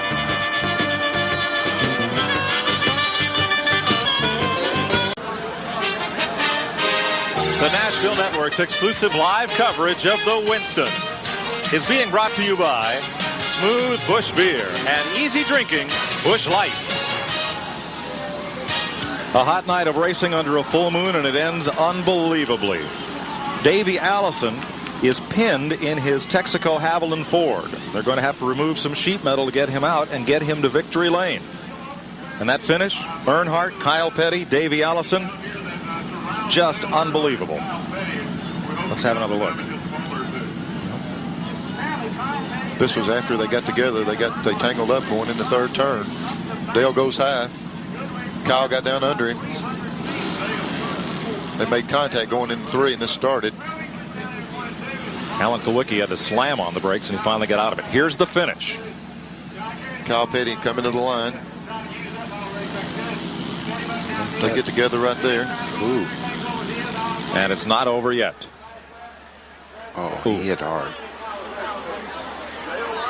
Slam the driver's side up there pretty good against the door. They might just be taking precaution. Davey's ribs have been bothering a good little bit anyway. They might just be really careful getting him out. I noticed something there. He released the brake, so he was conscious. He released the brake. You notice the wheel turning, and then he locked it back. So he was driving it when it rolled to a stop. There is a huge commotion around the Kyle Petty and Dale Earnhardt cars at the gas pumps, to say the least, where the cars come after a race is over, before post-race inspection. The machine they're using right there on Davey's car, you can see it just snips those roll bars in two, and they'll just lift him directly out through the top of the car. I see him in there moving around. Here's Randy Pemberton. Well, we're down here with Dale Earnhardt. Dale, there's been some exciting finishes of this race, none more so than this one. What happened up there between you and Kyle, and what else did you see? Well, it didn't much happen between Kyle and I. I think it happened between Dave and them. We pushed just a bit off, too, and Kyle got his nose under us. And, you know, that's all it was. I tried to hold him down the back straightaway. And we went 3 down there. He just took a little more than I wanted to give, and that's all it was to it. Are those the rules of the Winston? I don't know about the rules. As racing, he was trying to win. I was, too. Okay, thanks, Dale. Maybe next year. Okay. 2-time winner Dale Earnhardt. Now there's a gentleman. Here's a fellow who had a great time. He actually, I believe he got in there, just got in there real hot. You know, Kyle's right there. Just like I said, we saw him down the back straightaway, totally off the racetrack on the apron racing to protect that spot, and they just used up the room. And here it looks like Kyle got a little bit loose right there, and lets Davey get his foot in the door. And once you get the foot in the door, I guess you're going to take it. These two really slam together. There, and then he looks like he got him back right in there. Yep. Well, the first of that was racing, but the second part? No comment. Hard to say. I'm sure in the heat of battle, anything can happen. And tonight, everything happened. Well, I'll say this. I don't think either one of them would do that on purpose. No. They bump together, and I tell you, you don't know what a car does after you touch like that. They can run back into each other, and it looks like he meant to do it. And certainly, I'm sure he didn't mean to do that to Davey. Well, there's our race winner, though that's not victory lane. We'll get there in a little bit. Randy? I'm here with Kyle Petty. Kyle, you drove your heart out. You tried to do what you had to do there in the last lap. What happened? Well, you know, I got up under Dale. He pushed out the lap before that down and coming off 2. And I got up under him, and he run me all the way down the inside, and it bottomed out hard, man. And when we went in 3, we just had a bad angle going in 3, and you couldn't get a good run going in 3. And his car got out from under him, and I had to wait on him, and I had a bad run, and Davey got a good, really good run at me, and there was just nothing I could do with Davey, you know. And we beat and banged all the way down through here, and as we come across the line, and he ended up trying to take me out a little further, and he spun around in front of me, and it was my fault. I probably should have backed out before then. Kyle, your best finish in the Winston's been about a 12th. You got to feel pleased about the way that car worked. Well, yeah, it worked really good. You know, I can't say enough about Robin Pemberton and John Wilson. You know, the motor was great. It was a little hot the first 30 laps, and the car pushed. And we come in, we took some tape off the front, and Robin made a few adjustments, and you know, they worked, and they worked really good the second 30 laps. And we made one more adjustment that worked really good the last 10 laps, and we just come up short. Okay, thank you, Kyle. Let's go back upstairs to Mike Joy. Thanks, Randy. Now, I did not mean to imply that Kyle had turned Davey around. 2 cars racing hard and trying to get squared away there, and things happen. Davey Allison wins it. Kyle Petty, Kenny Schrader will be back. Seen break loose? What? No, we're in commercial.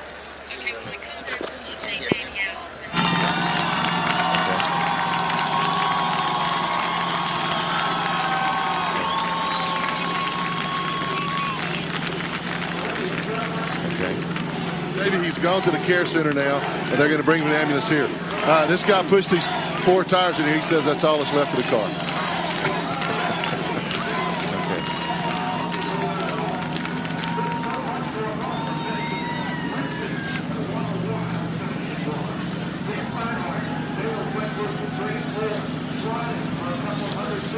And look at the crowd is here. They're awaiting word on Davey Allison. We've heard from Dale Earnhardt and Kyle Petty. And gentlemen, looking at the replays up in turn number 3, to me it did not appear as if Kyle got into Dale Earnhardt. Well, I think you heard Dale stand right there and tell everybody there was just hard racing. He moved over to the inside, protected the lane, and made Kyle go in real low. They both pinched their car down so low in the corner they couldn't make the entry they wanted to. And Kyle lost momentum. Dale slid the back end out, and it was from there on, it was all just up in the air. Here's a look at it. This is the part where they were talking about moving over. They got way down the bottom of the racetrack. The proper entry to the corner is from the outside of the wall and dive low. They couldn't make that entry. You don't even see Davey Allison in the picture. What happened is this move protected it, didn't Buddy? Right at that area, it's hard to see whether he might have given him a little brush or not. I don't think he did. What he did, he got so close that it took the air off the rear of the spoiler there and let the car get real light getting into the corner. And then when Kyle rolls out of the throttle, Davey Allison is right there. And we go to the finish. Let's go to Randy Pemberton. Guys, behind me is the infield medical center. Davey Allison was brought in by ambulance to the infield medical center. Crew Chief Larry McReynolds sent word to me that Davey Allison is okay. So all the fans, Davey Allison fans, can rest assured that Davey is all right. He also sent word to find Davey's wife and let her know that Davey is okay. Well, he and Robert Yates and that group are going to get to cash about $300,000 tonight. 50 for winning the pole, 50 for winning a segment, and $200,000 for winning the end of it. I'm still trying to puzzle this out. I'm telling you, you know, that's such a shame to see that car have such a bitter end there. That car has won every race that it's ever run here at Charlotte, except one, and it run a terrible second then. And it's just, you know, it's been a great race car, and I certainly hope, and I know Neil, I mean, he's seen David grow up. I'm not sure you want him to be well, and I think he's okay. He was moving his hands and all when he got out of the car. Yeah, I think Davey's going to be okay. They wouldn't tell you that, but what you start looking at then is next week up here, $1 million on the line, and that car there was a guy that really had a shot at doing it. Well, buddy, 3 different drivers thought they had this one at some point during the last lap. I know you've been there.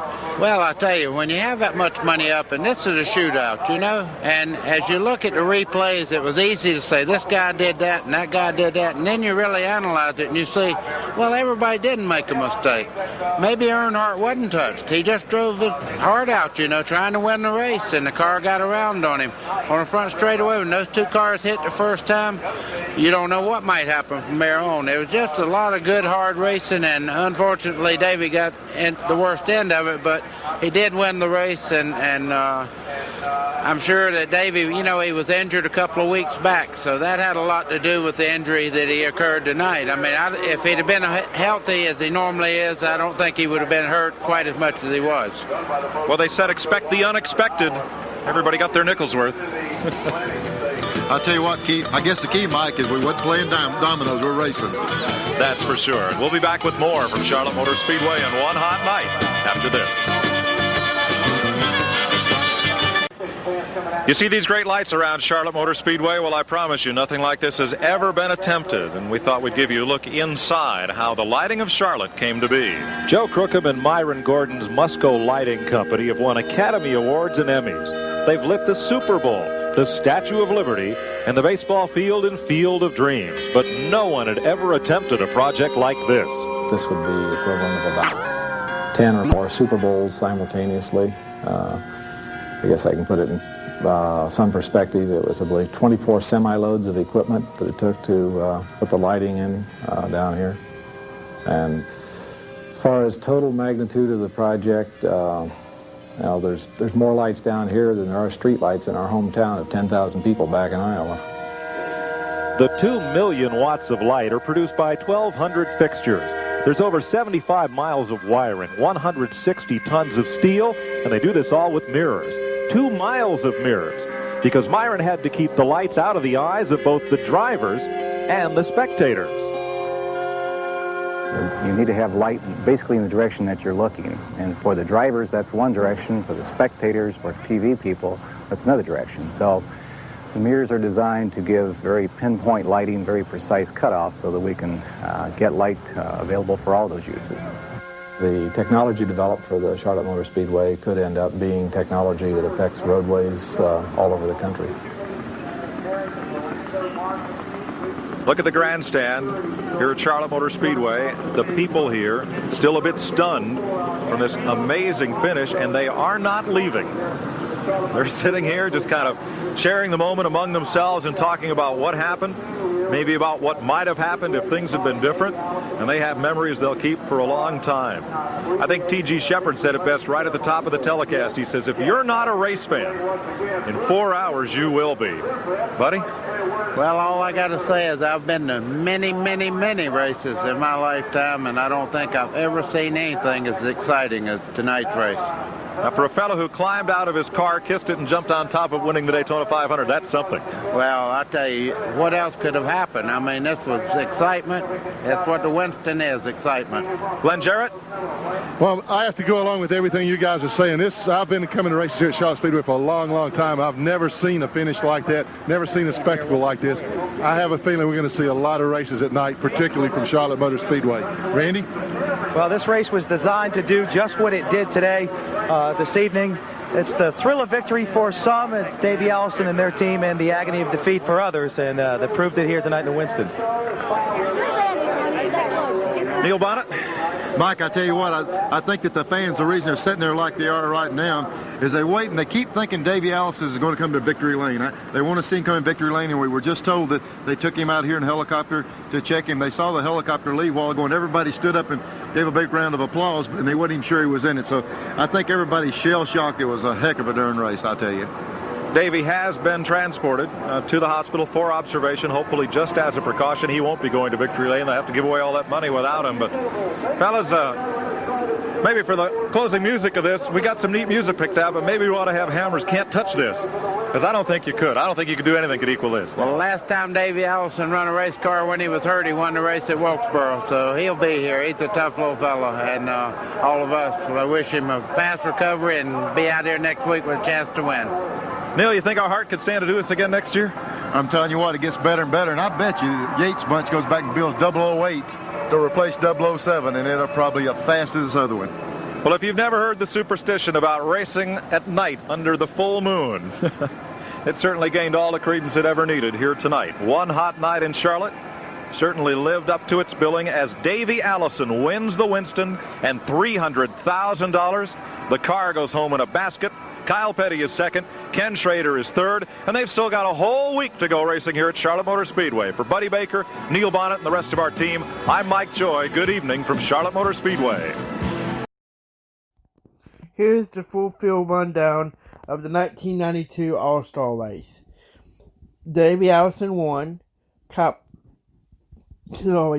Petty second. Ken Schrader third. Ricky Rudd fourth. Bill Elliott fifth. Rusty Wallace sixth. Your 1992 champion Alec Kowicki seventh. Ernie Evans eighth. Richard Petty ninth. That was his last All-Star race. Terry Labonte 10th, Dale Waltrip 11th, Harry Gant 12th, Jeffrey Bodine 13th, Dale Earnhardt 14th, Michael Waltrip 15th, Dave Mater the 3rd 16th, Mark Martin 17th, Dale Jarrett 18th, Morgan Shepherd 19th, and Huck Strickland 20th. Now here's that documentary about One Hot Night.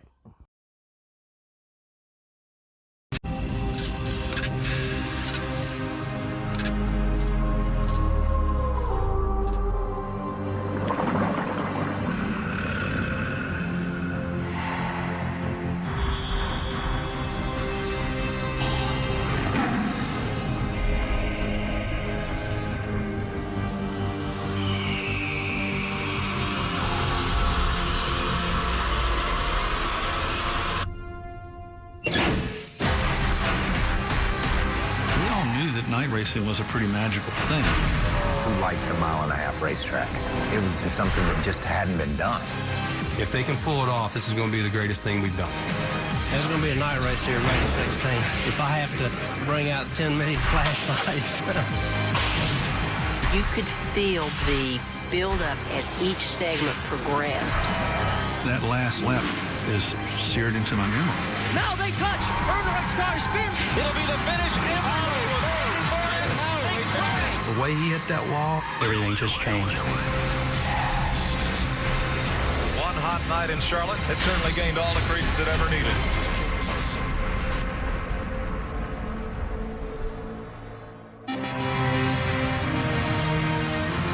There is no greater natural resource in sports than star athletes.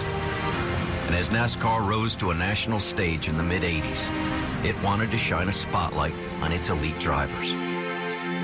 Baseball and basketball have their All-Star games. Football has its Pro Bowl. And so, ladies and gentlemen, in the spring of 1985, a very select group of Winston Cup drivers are going to get the chance to go racing for $500,000 in the Winston, the race for NASCAR winners. In 1985, NASCAR and R.J. Reynolds Tobacco debuted the Winston. The All-Star event was a battleground for top drivers to chase the sport's largest cash prize. The guy that wins this race today is obviously going to make a lot of money, and this is one of the most important races we'll run this year. There were no points on the line. The only thing that mattered was winning. It was go all out because we want this trophy and we want this money. For 7 years, the Winston produced thrilling moments, but failed to connect with the fans. The crowd preferred watching their drivers chase championships. As an exhibition, the Winston needed to offer more. The original concept of the Winston is that the first year it'd be at Charlotte, and then it would rotate around to various other speedways. It did rotate to Atlanta Motor Speedway. It was 1986, and there weren't 10,000 people there. The All-Star race really, to the fans, meant nothing at that time. So it did have a hard time gaining traction. It was missing the kind of pomp and circumstance that Charlotte Motor Speedway was well known for. And by 1991, R.J. Reynolds felt like it had kind of run its course, and the Winston no longer served a purpose, and for 1992, had no plans to run it. It was finished. It was dead. The All-Star race was on the rocks, but NASCAR was on the rise. Kyle Petty and Davey Allison were part of an infusion of talent and enthusiasm for the start of a new decade. I had driven for my father for a couple of years, and then he left in the early 80s, and I ran a 7-Eleven car out of Petty Enterprises. And then I went to drive for the Wood Brothers for a few years. Checkered flag is coming out. Kyle Petty has won it.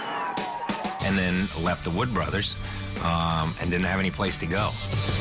Petty was picked up by a flashy young car owner named Felix Sabates.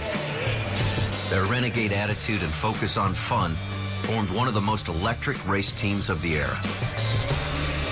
Kyle's a free spirit. I fell in love with the guy. I mean, how can you not? Please welcome Kyle Petty. I'm going to hang a left here, and I'm going to the bathroom, so I'll be back in like 5 minutes. And the best job that we did with Kyle was with Robbie Pemberton, because they were both young. They knew each other from working at Petty Enterprises. We sat on a number of poles. We won a few races. Felix put together a group, and we could go to the racetrack and be competitive, week in and week out. Felix was a great owner. He was very emotional, and he was a great motivator. He found out what it took to motivate people and had fun doing it. This guys are dedicated to what they do, and we have fun doing it, so that's the important part of it. The first Rockingham race that we won, I told him if he wins the race, I'll give him a Rolls Royce. Not only he won the race, he kicked everybody's butt. Kyle was in a position for the first time, and really about the only time in his career, with a team that was good enough that he could win a title.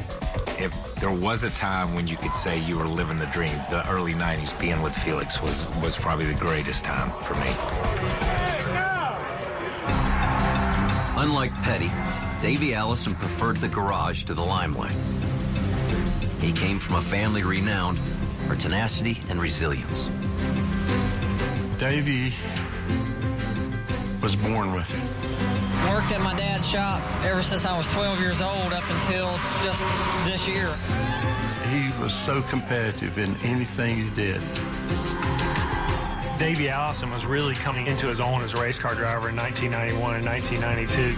He had so much confidence in Larry McReynolds, in the race cars and the engines, and he was there to win and make his mark, and he knew it was his time.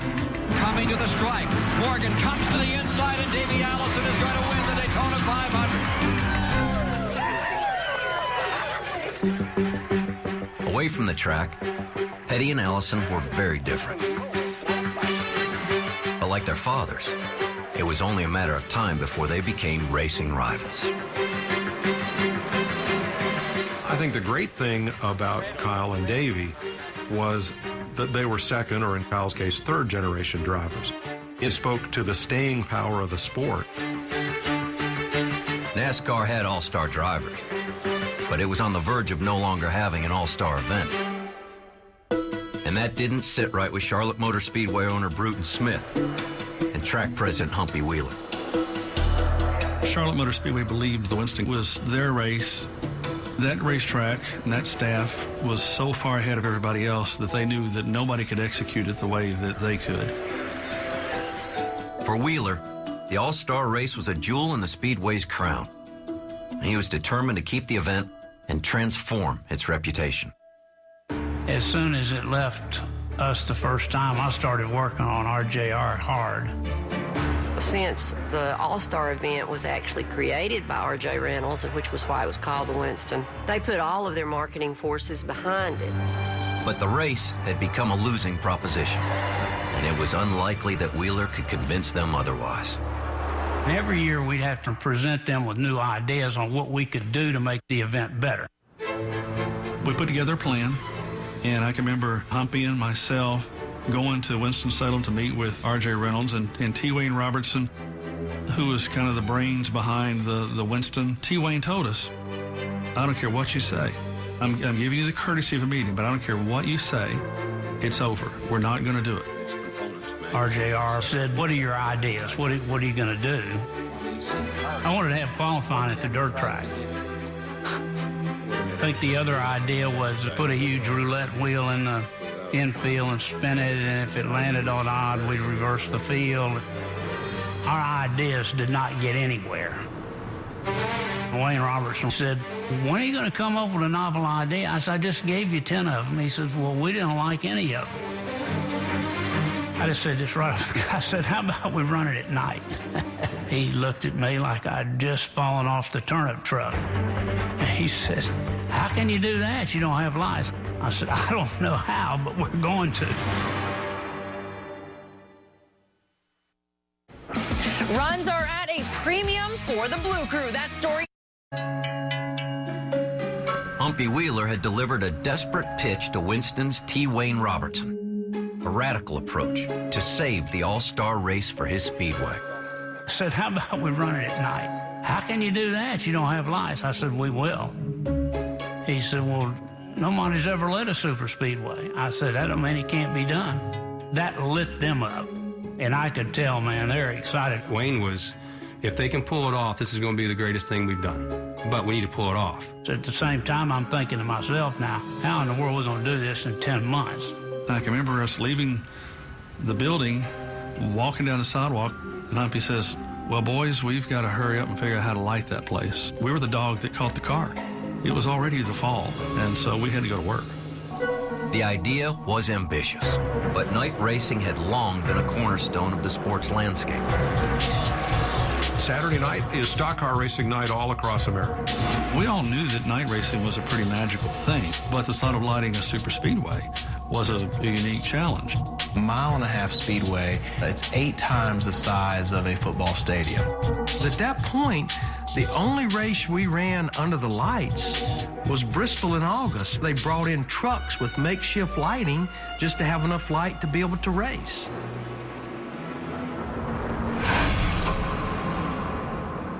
The lights were announced in October of 1991. Hype was important, though tough to believe, with no clear design in place. We believe that the Winston will be able to run under lights. But again, we want to make sure we can do this in the super speedway arena. I'm sure there are some doubters. No facility of this size in the world has been lighted for sports competition. It's going to be a night race right at 16. If I have to bring out 10 million flashlights. As word of the project spread, the garage was filled with skeptics. My first reaction was, it's just another Humpy deal. He came up with so many bizarre ideas, so I thought it was a joke. I think lighting a mile-and-a-half track is going to be a heck of a job for him to do. Dale Earnhardt immediately complained about it. we're going fast at Charlotte. We could outrun the light. And so I saw Dale and I said, what are you doing? Do you know what the speed of light is? And he looked at me and just shook his head. He was doing a little pro wrestling, just creating headlines. There were safety concerns about the lighting. Will there be dark spots? Dark spots and shaded spots on the racetrack at a local short track at 85 miles an hour, 90 miles an hour, that's one thing. At 160 or 70 miles an hour, that's totally different. Thought it was a really stupid idea, and I didn't understand how they could do it. You can do anything. Put in a lot of poles and a lot of lights and just blast it. But we didn't want you to have a problem where you sit in the grandstand and a car goes down the back straightaway. We didn't want it to go behind a bunch of telephone poles. We wanted to avoid that picket fence effect, that you're looking through a picket fence to see the back straightaway.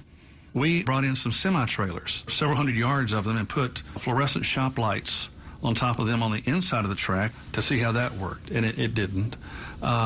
We tried everything, and then we discovered Musco. Musco Lighting was a small company in Iowa that just happened to have pioneered the science of lighting sports facilities. I called the athletic director at a number of universities that had put in lights, etc., and they all kept telling me Musco was the best. And Musco had partially lit the Bristol races.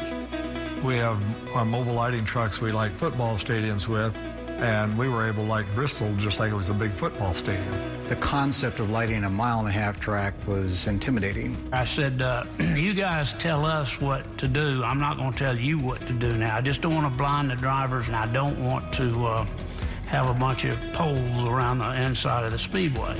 On the plane ride home, we started talking about the idea of maybe there's some way we could actually put the lights down low behind a guardrail and maybe put some shield out over them and that sort of thing. The problem with those shallow angles of light is you can't control it so that it's not going to blind the drivers. I had a little pocket mirror, and I thought, well, maybe I could cut the light off by using this thing. And I had a flashlight, actually, and shining the flashlight and put it on the wall. And sure enough, it seemed to work. And he'd gone over to Kmart and bought a couple of mirrors that you put on closet doors. And instead of trying to control the light directly onto the track, he was shining it onto the mirrors and reflecting it back onto the track. I looked at that and thought, wow, that's a neat concept. And so we ended up building about a 50-to-1 scale model. I couldn't believe what I saw.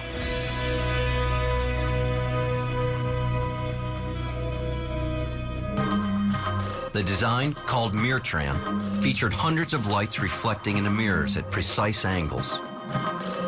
The effect, an even glow across every inch of asphalt.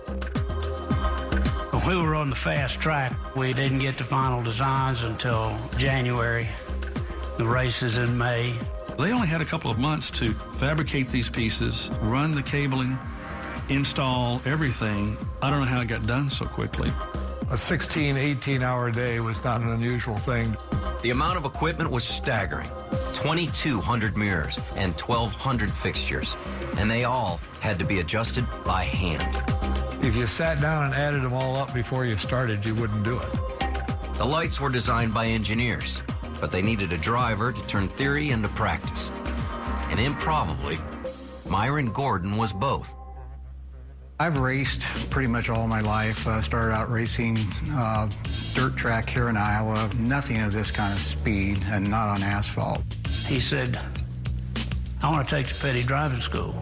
He wanted to find out what you needed to do from a driver's standpoint. Humpy got us a car, and we got to use the car for a couple of weeks. We were able to test all the theories that we had of how to make this thing work. The ability to drive around the track and see the lighting from the driver's perspective, we were able to solve a lot of problems before we even had drivers give us the feedback. Work was completed in early April. The results were illuminating beyond expectation.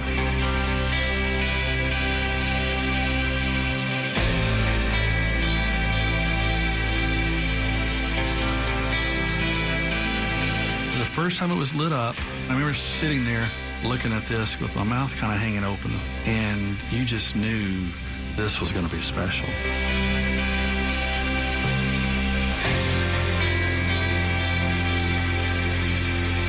But the toughest critics, the All-Stars, had yet to weigh in. of awe. Outside the gates, the project was still shrouded in mystery. At night, they were working on those lights, and I could send those big boxes. What are you going to do with those things? And we didn't know they would turn them on at midnight, so nobody was around to see what they were doing or taking pictures or anything. It took on a life of its own, and everybody wanted to see it. People that had no interest in the sport, had no knowledge of the sport, suddenly were asking you questions. That was probably the first race that had a theme. We came up with one hot night. Everybody was talking about the lights. We were going to take full advantage of it the first time. So we got this idea. There's going to be an open test session in the middle of April. Let's open the gates. And it was like 38,000 fans showed up just to watch this test. We had the crowd on hand when it got to dusk. They were going to get them to count down, and Bruton was going to throw these switches. Looked like something out of Frankenstein's lab. Well, something went wrong. That didn't work. The theme of the race was one hot night. And he looks at me and he goes, "Don't you think you're taking this one hot night thing a little too far?"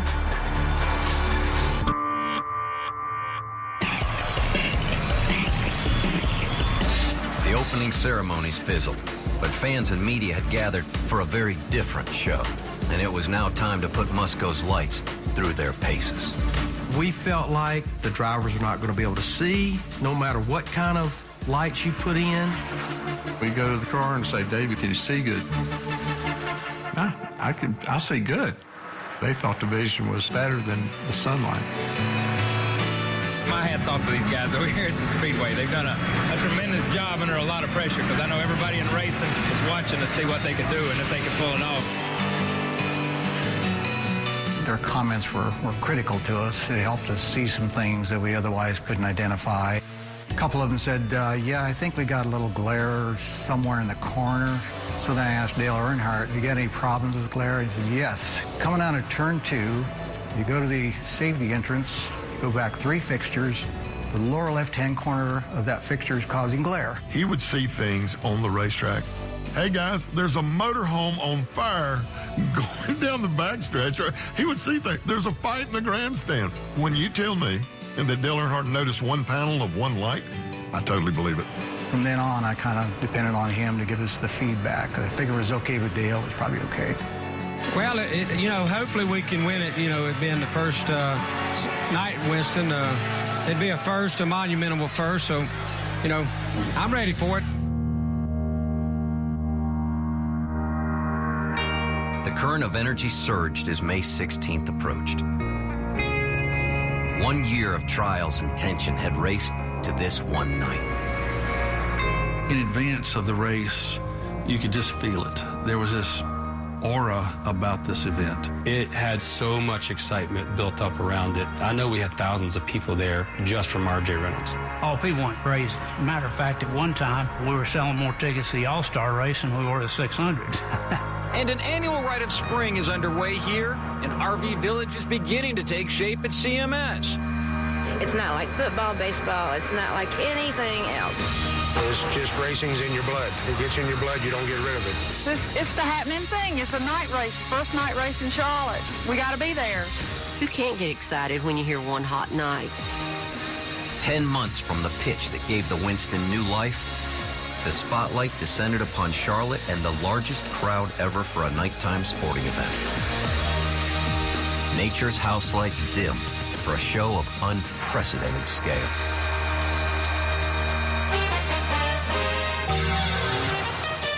TNN Motorsports exclusive live coverage of the Winston.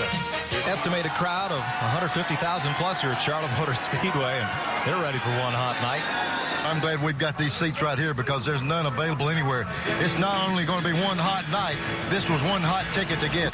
That night was one of those really special nights when everybody was on the edge of their seats. It was unbelievable. This is the place to be. They are ready. They are ready. It's like a keg of dynamite getting ready to go off. Davey Allison, who won it all here last year and is looking for 2 in a row. It sent chills through you because all the fans were just going crazy, and this spectacle that we are part of really made you feel proud. Everybody walked around. It's like, oh my God, this is incredible. What a feeling. This is something else. I've been here all day, and, you know, it's just like a big circus as far as I'm concerned. I'm just happen to be one of the clowns that's in it. We knew it was going to be different. We just didn't know how. I was sitting in the crowd because I wanted to be able to, you know, if we had any issues, wanted to be able to get to it. And there was a lot of what ifs, you know. What if the backup system goes off? If something electrical trips, then everybody says the lights went out. They don't say the electricity went off. It's hard to really relax, you know, when you're potentially one step away from a disaster. He knew something special was about to happen. It was almost dangerous, this feeling. Darkness had been washed away. Daring energy filled the air. And Charlotte Motor Speedway was ready to shine. In the daytime, when you sit in a grandstands, look at the track, you can see a lot of countryside because the track's so big and there's a lot in your view. And then at night, when the track's lit, the rest of the world goes away, and it's like a Broadway stage. The Speedway looked great. It never looked better. It's so clean and pretty and crisp. You lose the background of the hills and the trees and the cars and the parking lot and everything. It's just the racetrack that's lit up, and it looks spectacular. Here they come down for the start of the Winston. Green flag is in the air. Stock Car Racing's all-star event. It's underway. They stand on the throttle going into the corner.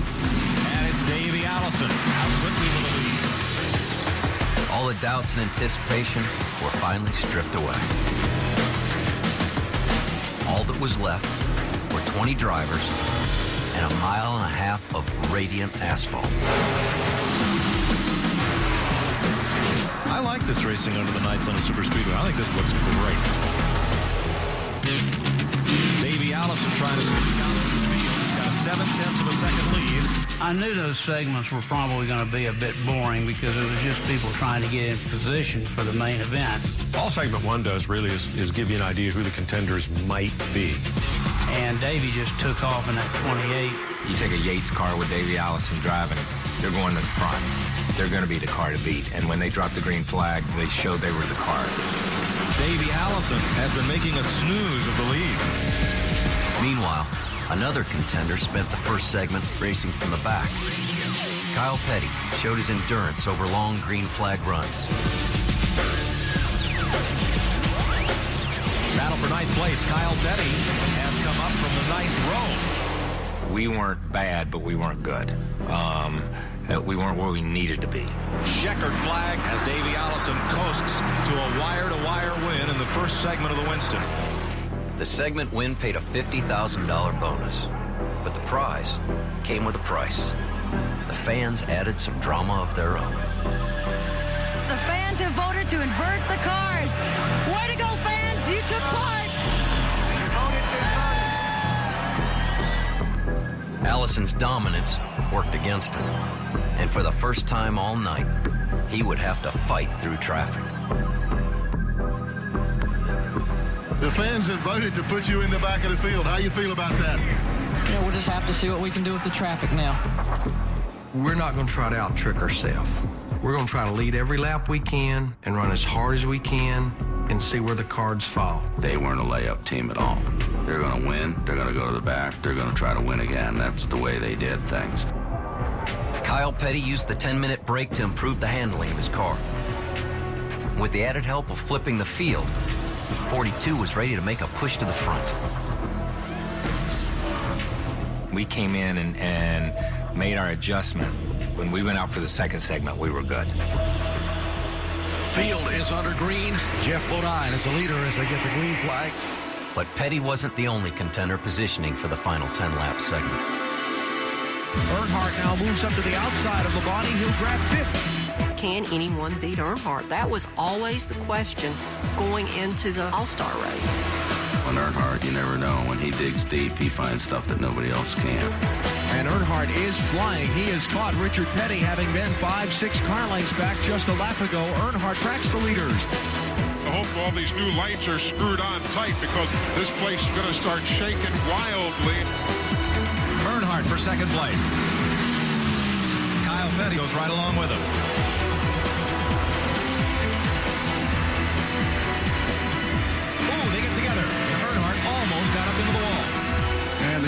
are going absolutely crazy here at the Charlotte Motor Speedway, watching one of the best Winstons we've seen in a long, long time. Kyle Petty to the lead. What'd you do to the car to make it better? We just made a spring adjustment in the right rear and knocked some spoiler out of it. I hope it works out for everybody. Boy, I tell you, Kyle Petty checked in us. The man who won the first segment, Davey Allison, is running 14th. Trying to work his way back up to the front of the pack, having a lot of trouble getting through traffic. The approach with the team was, let's get every spot we can and get ourselves in good position for this last 10 laps. It was tougher going than we imagined. The man on the move, Davey Allison, would be moving up from 7th to 6th right here. The 28 was back in contention. And while Petty ran away with segment 2, Allison and Earnhardt were positioned to compete for the big money in the final 10-lap shootout. Kyle Petty is about as strong as I've seen a car, but once they complete the second 30-lap segment, it's going to pull everybody right back up to the front for a shootout to the finish. The checkered flag is out. Kyle Petty, $50,000 richer. We just had a 10-lap race with nothing before it. The guys want to be able to adjust their cars. And I wanted the cars to be as perfect as they could be for that last 10-lap shootout.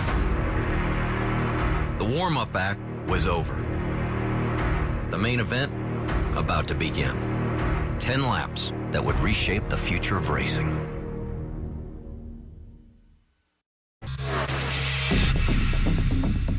The first 2 legs of the Winston were runaway victories. And while the lights were a welcome attraction, the fans paid to see their heroes shine in close combat.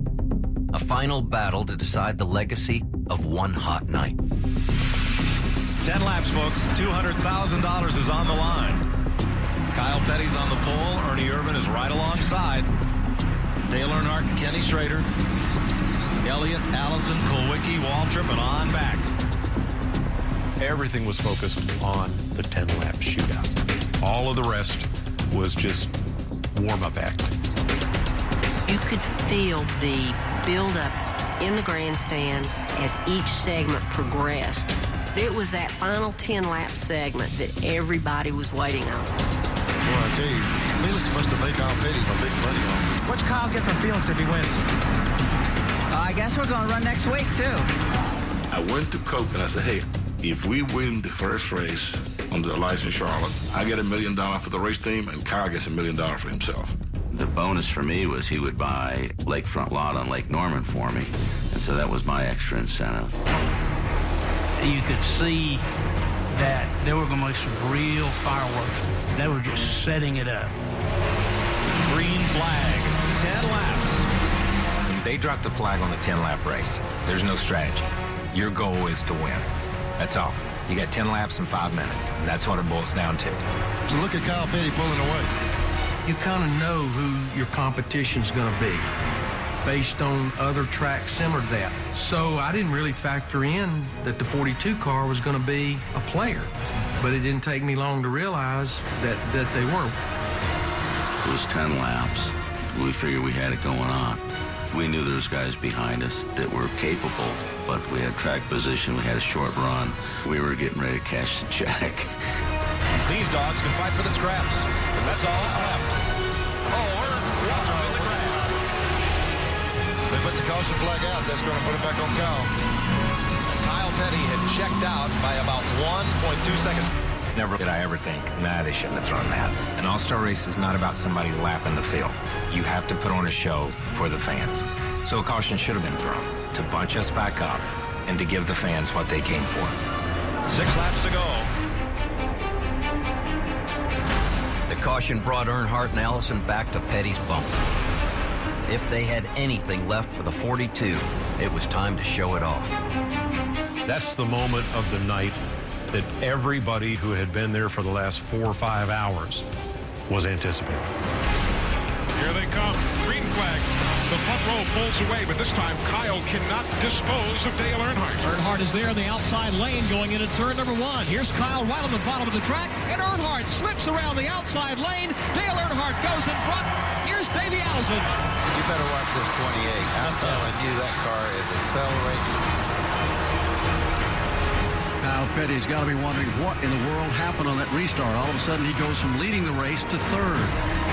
way our car had worked, it just took a couple of laps to get the tires up to where they needed to be. I just couldn't go on a restart like those guys could go.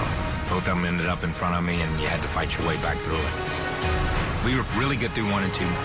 I go to the bottom of the racetrack and could get back to the gas really early and got a huge run coming off turn 2. It looked like to me, probably Dale Earnhardt was going to win that race. And probably Kyle was going to run second. We were probably going to run third. I'll tell you one thing. You see that 3-car out there? That's one of the toughest cars in the world to beat in this kind of racing. Dale ran every race like it paid $1 million to win. So you knew when you raced him, you had to race really hard to get around him. And up front, Earnhardt and Kyle Petty are separated now by only 2 car lengths. 2 to go. Davey Allison shuffled back a bit, but he's gaining. This is only run Saturday night racing. Yeah, I'm telling you, it's going to come down to the last lap. We didn't have these mammoth pit boxes back then where you were sitting 2 stories up in the air. You pretty much could stand on pit road, and that's as high as you could get. I remember they came off 4 with the white flag waving. Kyle Petty is just a car length back of Earnhardt. 1 lap to go. So they take the white flag. I watch them go off into 1, and I knew in my mind they should be probably on the back stretch. And all of a sudden, the crowd was losing their flipping mind. I wonder what the hell's going on back there. When they came out of the second turn, you could hear the cheers of the crowd over the cars. Kyle pulls down to the bottom. Earnhardt runs him all the way to the bottom of the back straightaway. Earnhardt did what he needed to do. He run us down there. Kyle did what he needed to do. He didn't lift. All bets were off on what was going to happen. Now they touch. Earnhardt's car spins in turn number 3. Kyle Petty goes by as Earnhardt spins up to the outside of the track. I eased up, and as I eased up, Dale went on in the corner, but then when he tried to turn, then he wrecks. Kyle Petty coming to the checkered flag. Here comes Davey Allison. I look back toward turn 4. Here comes the 28 and the 42 side by side. Well, where's the 3 car? I mean, we were cross our fingers, cross our legs. So I was doing this, like, please. Here comes Davey Allison to the bottom. Davey Allison on the inside of Kyle Petty. They touch here at the stripe. Allison wins. Davey Allison wins the Winston, but pays a huge price.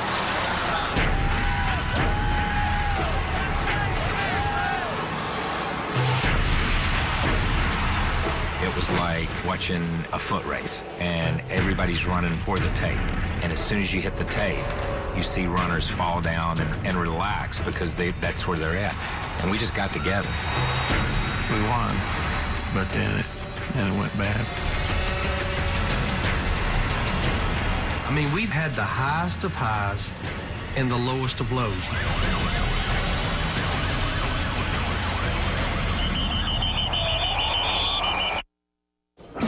Game 1, not a... Davey Allison wins the Winston, but pays a huge price as the car crashes into the outside retaining wall.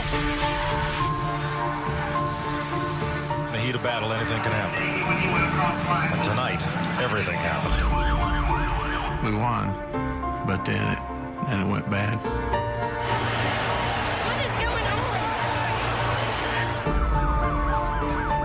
I called Nari Baird, who's the chief emergency guy for us. So I said, Nari, how is it? And he said, I don't know. He says he's unconscious, and that scared me to death. When they reported back that he was unconscious, everything just changed.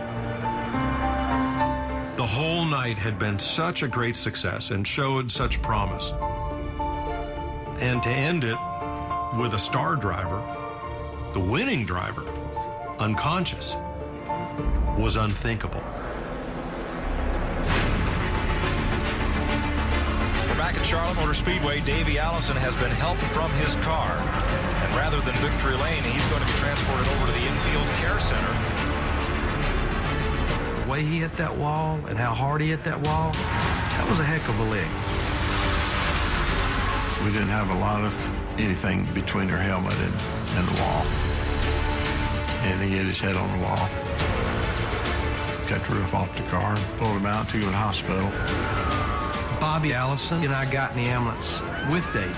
And Davey had come to. He must have asked 10 times what happened. I said, well, pal, you won the race, but you wrecked. And he went, no way. And he'd go, what happened again now? I said, well, you won the race, but you wrecked. Wow. So what happened?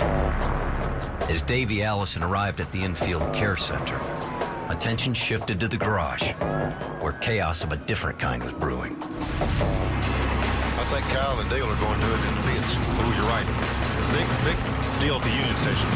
When it was over with, we went to the gas pumps after the race with Earnhardt. We all pulled in there, and everybody was gathered around and thought there was going to be this huge brawl that was going to break out. Kyle got out of his car. Big E got out of his, and their pit crew and our pit crew all went up together. I was quite surprised when I got to the pumps and found Earnhardt laughing. We disappointed people because Kyle and Earnhardt were high-fiving, and what a great race. He went in the corner and tried to take what was his. That's all it was, racing. Racers use that stupid saying, it's just racing.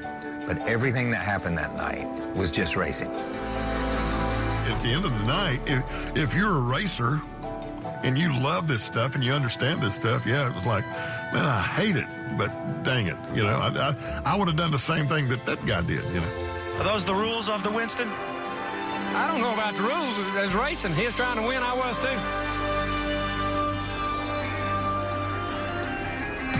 Tonight, on the flatbed, Davey Allison's car is going to victory lane. For the first time in the history of NASCAR, and I hope the last time, the driver didn't show up at the winner's circle. His wrecked car did.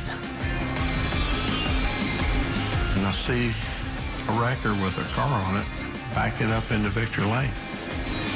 You're seeing exactly what I'm seeing. They're unloading that beaten, battered Ford Thunderbird up here in victory lane. No, I don't like wrecks. I hate wrecks. I jumped on the wrecker and I asked the guy to stop. And he says, they told me to, and he started backing again, and I hit the side of his wrecker with my fist. I mean, I know put a big dent in it. The next one's going to be in your head. You're not taking this car in there. What Robert finally agreed to do is, you know what? We'll get a few team members. We'll take some pictures. If you look at the victory lane photos from the 92 All-Star race, I think it's Robert, Carolyn Yates, some people with R.J. Reynolds, maybe a few crew members. Nobody's really smiling, and rightly so. Here's your winning car owners, your winning crew chief, engine builder, crew, all there getting ready to celebrate what? Not knowing how their driver was? First of all, we want to know, is Davey okay? Yeah, Davey's okay. It did knock him out, momentarily, but he says he's fine. He won the race. He, gave a big thumbs up when we told him he won. Allison was flown to the hospital, suffering from a concussion and a bruised lung. Eyes are already bloodshot. He has no shirt on, and there's a big bruise. It looked like he had just been hit by a whip across his shoulder blade. He was pretty busted up, and he looked up. I said, well, I have good news and bad news. The good news is you won about $300,000 tonight. And I said, the bad news is your doctor's bill is going to be about $400,000. And he started laughing. He's like, stop, that pisses me off. Don't make me laugh. My ribs hurt. Kyle called Sunday night at the condo, and he was pretty shook up about it, and he kept apologizing, and I told him I didn't have any hard feelings from my end. I didn't see anything that he did that was out of line or that any other Winston Cup driver, including myself, would have done. One hot night illuminated more than just a racetrack. It was a spotlight on the power of bold ideas and uncommon courage. We had figured out a way to light racetracks that nobody else had ever done.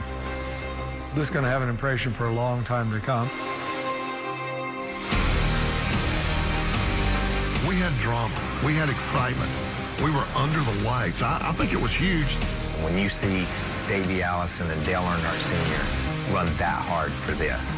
This race means something to them. It gave it some credibility all of a sudden to the fans. It wasn't just a promotional race. It became the All-Star race. We were seeing the future of NASCAR that night. It really is one of the great moments in all of sport history. The All-Star race was reborn. Wow, that's big, you know. We didn't come here to run third. We come here to take all the money. Here comes his brother Kyle to the inside and wrecked it. Somebody better keep me away from Denny Hamlin after this race. They're going to get big tonight. Woo! Yes! Night racing not only saved the All-Star race, it put motorsports on a primetime stage. Decades later, one night still shines.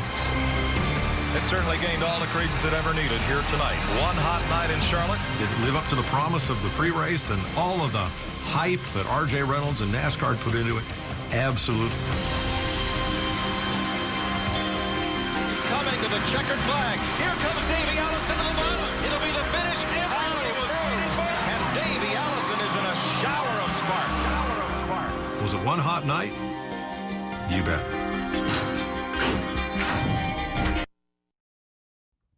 Thank you guys for listening. I sure enjoy putting these classic races together. And let me just tell y'all something.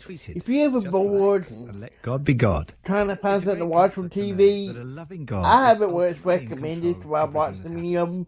But these not major NASCAR networks, but these NASCAR fans, they do some of the best NASCAR documentaries. I'm trying to put a podcast together in the next day or two where I will play for you the best NASCAR documentaries that I've seen on YouTube.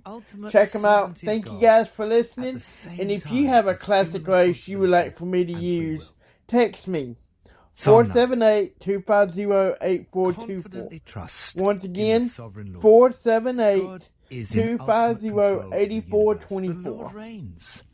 God will Thank you and God bless.